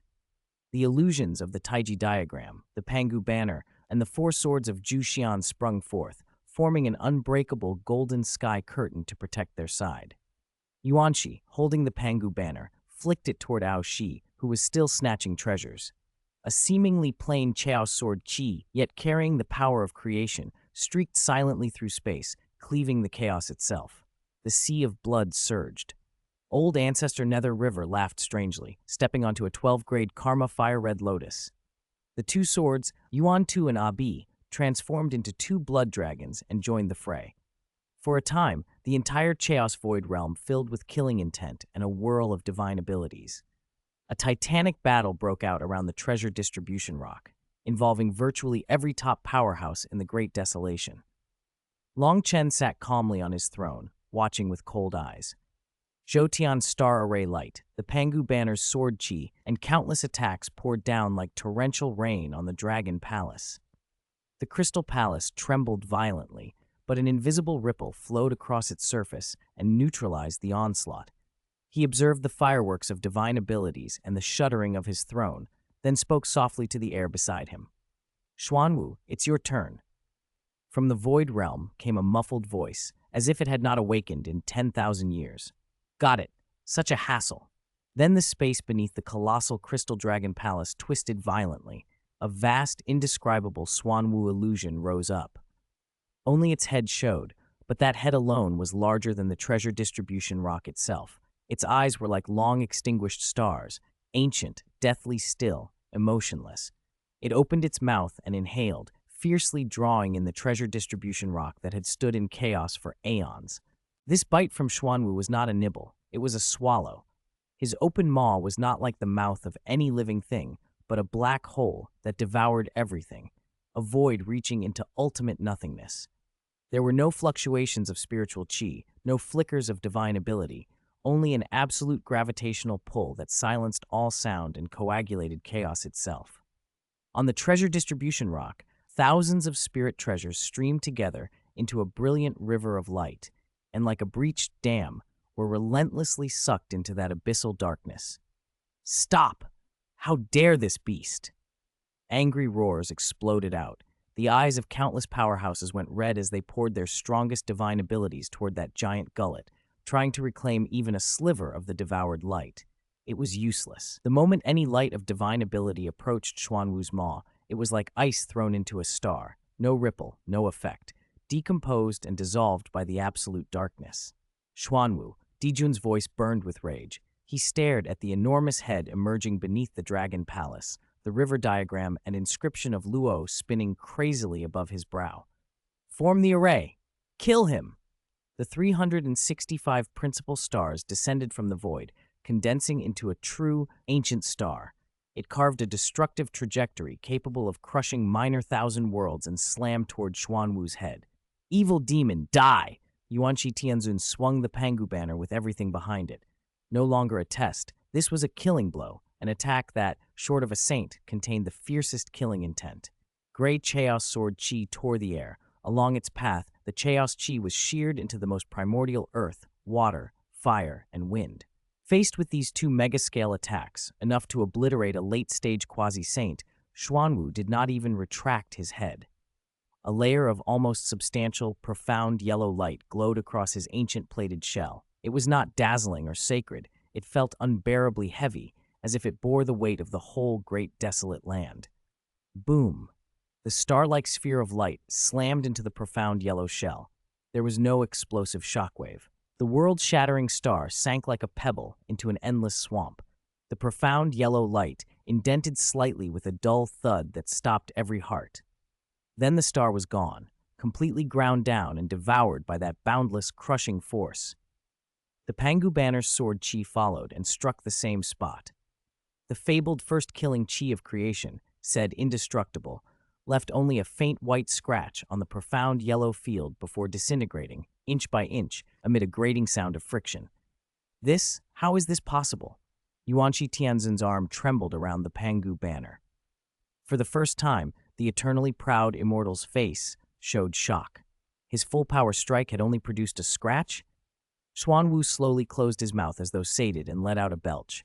A few threads of fractured innate spirit treasure light spilled from the corner of his mouth, only to be disdainfully sucked back in.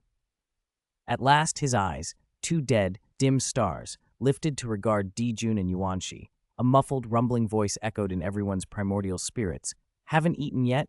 Even to scratch an old man's itch, your strength is too small." That slow taunt cut deeper than any divine ability. Dijun and Yuanqi went livid. While they had been held, the battlefield on the other side had already become a slaughter. Ah! A Grand Unity Golden Immortal of the Chan sect had just seized a high-grade innate spirit treasure, a Rui scepter. He had not yet smiled when a black shadow swallowed him. It was Ao Shi. He stood motionless, the long spear in his hand stained black with endless resentment, expression blank. He thrust. The Grand Unity Golden Immortal brought the Rui scepter across his chest in a panic.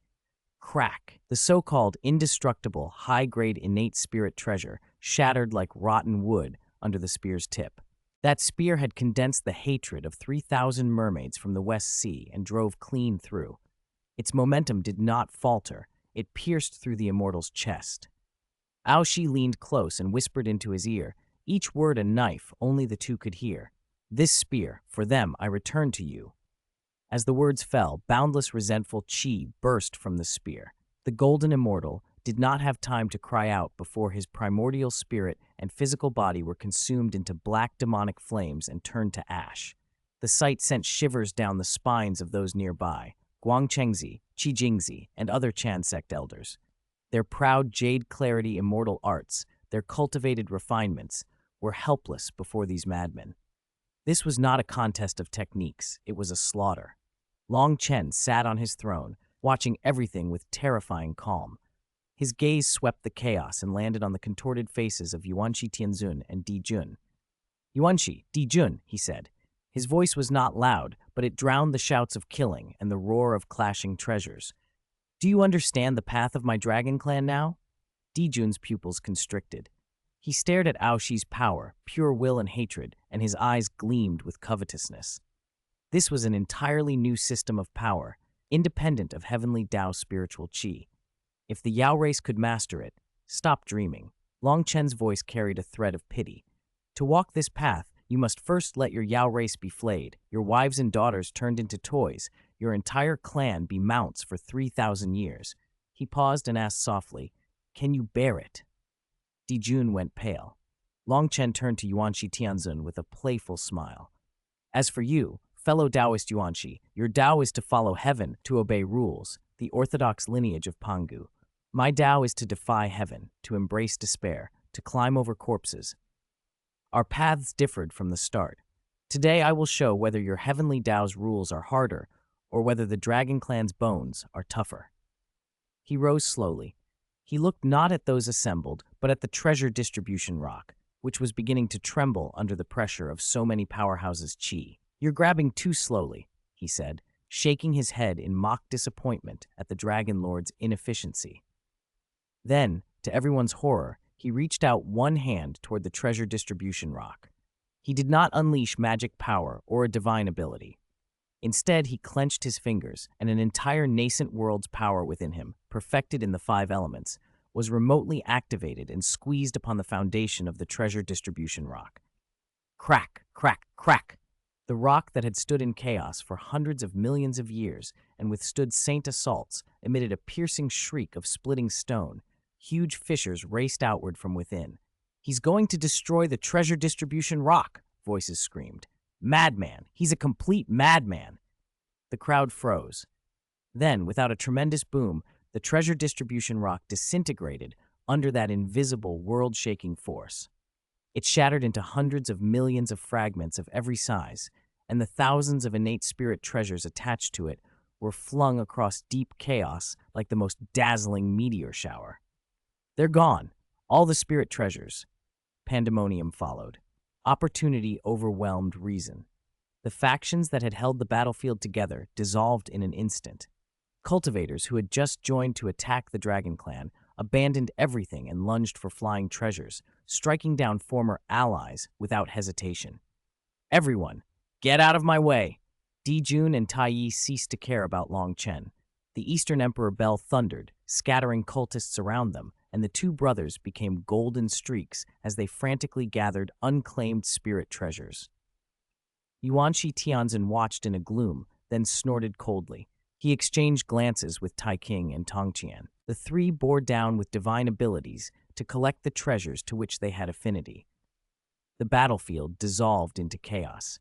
Hatreds, alliances, grudges, all were lost in the scramble, as the greatest prize of all rained down across the heavens. Chapter 99. Lingbao flew everywhere.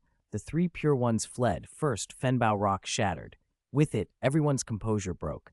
Billions of streams of light plunged into the depths of chaos, and the last shred of dignity for the great powers of Xianxia Palace was gone. Get lost!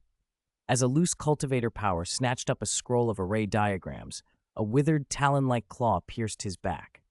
This Kuai water array diagram belongs to me, the claw's owner snarled, but before he could finish, a 7-story pagoda slammed down on the man's head, crushing him and the diagram into a puddle of indistinguishable blood and flesh. The pagoda's owner was immediately torn apart by 3 different divine abilities. There were no fellows, no allies here, only prey and predator. Yao! Form up! Dijun's roar exploded. He would not allow his Yao gods to be slaughtered in such a low-level fray. The river diagram and the Luo book unfurled, becoming a celestial curtain of stars that enveloped the Yao race's senior figures. The Eastern Emperor Taiyi rang the chaos bell. Dong! Wherever the bell's sound passed, space and time stiffened. All the loose cultivators who had lunged forward found their greed frozen, their movements halted. Dijun swept his starlight and gathered dozens of spirit treasures from the area into the diagram. Go! He studied the chaotic center, his gaze lingering briefly on the silent figure on the Dragon Palace throne, and gave a decisive order. The solar imperial carriage tore through chaos, carrying the Yao race's leaders away. The 3 pure ones' exit was cleaner. Tai King Laozi sacrificed the Taiji diagram. It became a golden bridge that isolated them from the slaughter and the karma. Yuanshi Tianzun shook the Pangu banner, invoking a trace of the Tao of creation so that treasures intended for him flew to him of their own accord. The Tongqing cult master used immortal slaughtering sword intent to surround the golden bridge. Any approaching stream of light, treasure, or life would disintegrate on contact. After collecting over 100 spirit treasures, Yuanshi Tianzun frowned at the battlefield of blood and torn flesh. Senior brother, junior brother, he said, disgust thick in his voice. The karma here is chaotic. It's not wise to stay. To contend with these damp-born, egg-hatched, fur-clad, horned beings is beneath us, Tai King Laozi agreed. The 3 shared a look, turned into clear streams of qi, and slipped away. They thought they had left discreetly. They did not know a gaze from the Dragon Palace throne had fixed on them, watching as if the prey had stepped into a trap. Long Chen paid them no heed. His fingers tapped the armrest of the throne in a steady rhythm, his eyes lingering on 2 figures still frantically snatching, Demon Master Kunpeng and Old Ancestor Styx of the Blood Sea. You 2, Long Chen said softly. His voice was low, but it cut like an ice needle straight into their primordial spirits. Kunpeng, just pocketing a spirit treasure, stiffened. Styx, in the middle of fighting over a 12-grade Black Lotus, halted and looked over, fully alert. You attacked my dragon clan just now, Long Chen stated. Styx's heart sank. The 12-grade karmic fire-red lotus beneath his feet flared. The Yuan Tu and Abi swords hung at his side, ready. Fellow Taoist Long Chen, what do you mean? He asked in a deep voice. The Tao ancestor distributed treasures. Each has their own means. Do you claim the Dragon Clan should control this? Kunpeng, having grabbed a few decent spirit treasures, felt emboldened and shouted resentfully, remembering his previous humiliation. Long Chen, don't get arrogant. We're all guests of Xianxia Palace. What are you going to do? Guests of Xianxia Palace, Long Chen repeated, amused. He did not even glance at Kunpeng. He only waved to Ao Bei behind him. Ao Bei, the seat I granted him doesn't look very stable, Long Chen continued. You go, help him move it. Let him know what I give can also be taken back. As you command. Ao Bei smiled, revealing a chillingly white grin. He stepped forward, the space before him folded like cloth, and he appeared directly before Kunpeng. No divine ability flashed, no magic erupted. He simply raised a black-scaled fist and slammed it into Kunpeng. There was no light around the blow, only a deathly silence that chilled even Kunpeng's primordial spirit. It's that damn thing again, Kunpeng cried, panicked. He called forth the phantom of the North Sea of Darkness, his Tao manifestation, to swallow and dissolve the fist. But Ao Bei's punch passed straight through that yawning ocean. Kunpeng's proud Tao ability meant nothing against it. The fist's momentum did not waver. It slammed into his chest.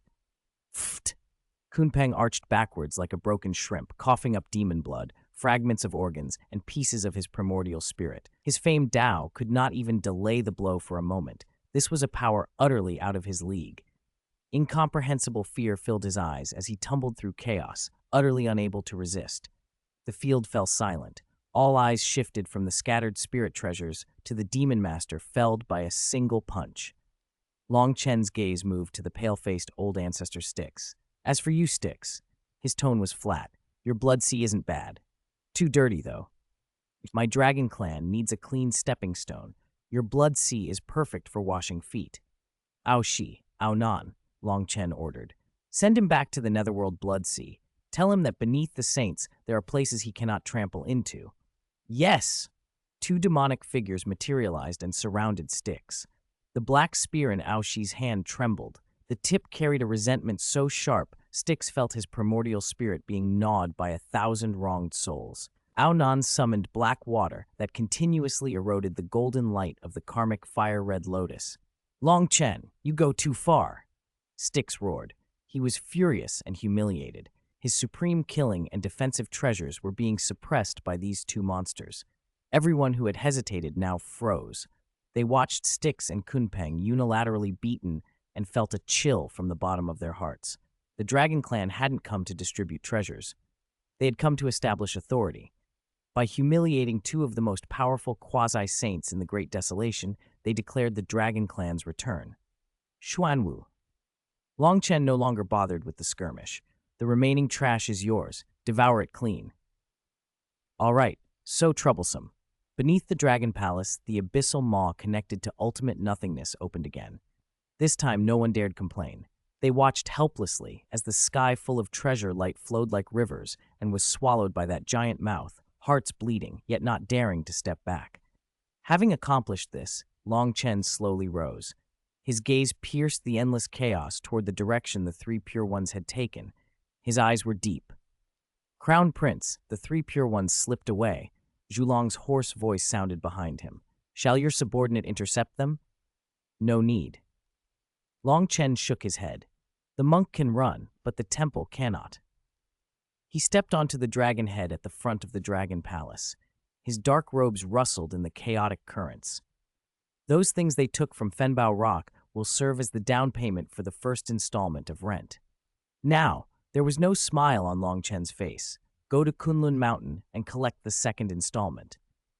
He turned to the 5 mighty dragon lords behind him and to the Xuanwu phantom beneath the throne, which had just devoured countless spirit treasures and whose aura had grown even more unfathomable, and issued the final command. Heed my order. All forces, set forth. Target, East Kunlun, Jade Pure Palace. The escape light of the three Pure Ones tore through chaos, unmarked by a single trace of karma. Behind them, Fenbao Rock, its blood and chaotic residue, shrunk into the distance. Ahead, the placid, non-action chi of the Kunlun Mountain Taoist Temple hazed into view. After claiming more than 100 innate spirit treasures, Yuanxi Tianzun, usually taut and severe, allowed a rare shadow of relief. He was certain that in 10,000 years, he could refine these spoils and raise the Pangu Orthodox lineage to the pinnacle of saintdom. Then, Taiching Laozi halted without warning, frozen like a nail driven into the void. Big brother? Yuanxi and Tongtian stopped beside him, confusion on their faces. Tai King did not look back. His eyes, devoid of joy or sorrow, reflecting all of nature, were fixed on the membrane that separated the primordial world. His brows creased into a thin, severe line. Something's wrong. He said only 3 words, but they hit the others like a blow. The flow of chaos around them stilled. It was not a divine technique that arrested time and space, nor a law that congealed years. It was a higher dimensional pressure, an unseen hand clutching this place. Where chaos had once writhed and breathed, a brutal alien order now pressed in, cold, dead, immovable. Yuanxi's expression darkened. As a descendant of Pangu, his sensitivity to the heavenly Tao was razor-sharp. The laws he relied on as foundation here, they were being repelled and leached away. An unfamiliar, self-contained rule was forcibly covering this area and turning it into a blind alley. Trickery, Yuanxi snorted. He already had the Pangu banner in hand, the murderous chi of creation thrumming along its weave. Tongqin made no reply. His hand fell to the hilt of the Qingping sword. Sword intent braided around him like living steel, slashing through the air of pressure with faint tearing sounds. Then the path behind them went dark. It wasn't swallowed by light. An unimaginably vast shadow rose from the deeper chaos, swallowing sight and severing their retreat. They spun toward it. A palace hung in the void. A crystal palace so vast the 100 million-li-tall Kunlun mountain would have seemed a toy, pressing in, inch by inch, from the depths of chaos. It did not fly so much as descend as a world in its own right, parting the chaos and settling. Above that palace coiled 100 million dragon shadows, roaring. A pure power, unlike any heavenly Tao or known system, pricked the primordial spirits of the three pure ones like needles. Dragon Clan. Tongtian's pupils narrowed until they were pinpricks. They dared to pursue us? What do they want? Yuanqi's shock flared into fury. This was a pursuit, an open provocation, a blunt affront to the Pangu Orthodox lineage and the Tao ancestors' heirs. Taiking's solemnity turned to horror. His great Tao trembled. Without hesitation, he threw the Taiji diagram above his head into the sky. Black and white qi streamed and braided into a supreme golden bridge that spanned the chaos, suppressing earth, water, fire, and wind alike. Thousands of strands of profound yellow qi descended, anchoring and sheltering the three. Invulnerable to all methods, repels all evil, the treasure declared in effect, the confident shield of an innate spirit treasure, a talisman from the Tao ancestor himself. The Crystal Palace did not pause. It crashed into the Taiji Golden Bridge with savage, literal force, using a world to smash a magic treasure. There was no thunderous explosion, no laws roaring, only a grinding, world-rending sound that tore at the primordial spirits, like tectonic plates sliding and ripping. The Taiji Golden Bridge, said to stabilize the five elements and to make one invincible upon it, began to buckle under the impact of the Crystal Dragon Palace's lead head. The bridge sagged. The countless great Tao runes that formed it flickered wildly as if splashed with acid, then dimmed and went out in great swaths. Cracks webbed outward from the point of impact, instantly covering the whole bridge. Taiking's body convulsed. He did not cough blood, but spat golden shards of Tao origin light. His face drained white as the Taiji diagram was bound to his primordial spirit. Damage to the supreme treasure meant a crack in his very great Tao foundation, an unnatural injury. Big brother, Yuanqi and Tong roared. They supported Taiking from either side, fury cracking in their voices. Impossible, Yuanqi ground out, staring at the colossal palace suspended above Kunlun. The madness of shaken faith flared in his eyes. That's the Taiji diagram, heaven-opening supreme treasure. How could a palace crack it? The massive gates of the Crystal Palace slid open with the silence of inevitability.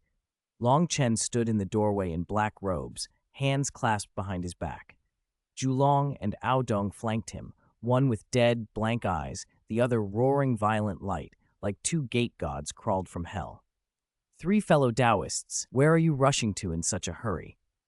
Longchen's voice was soft, but it struck the three pure ones' primordial spirits like a hammer. It's been some time since we parted at Fenbao Rock. I missed you. The Dragon Clan prepared a few humble gifts and would like to invite you to our home for a chat.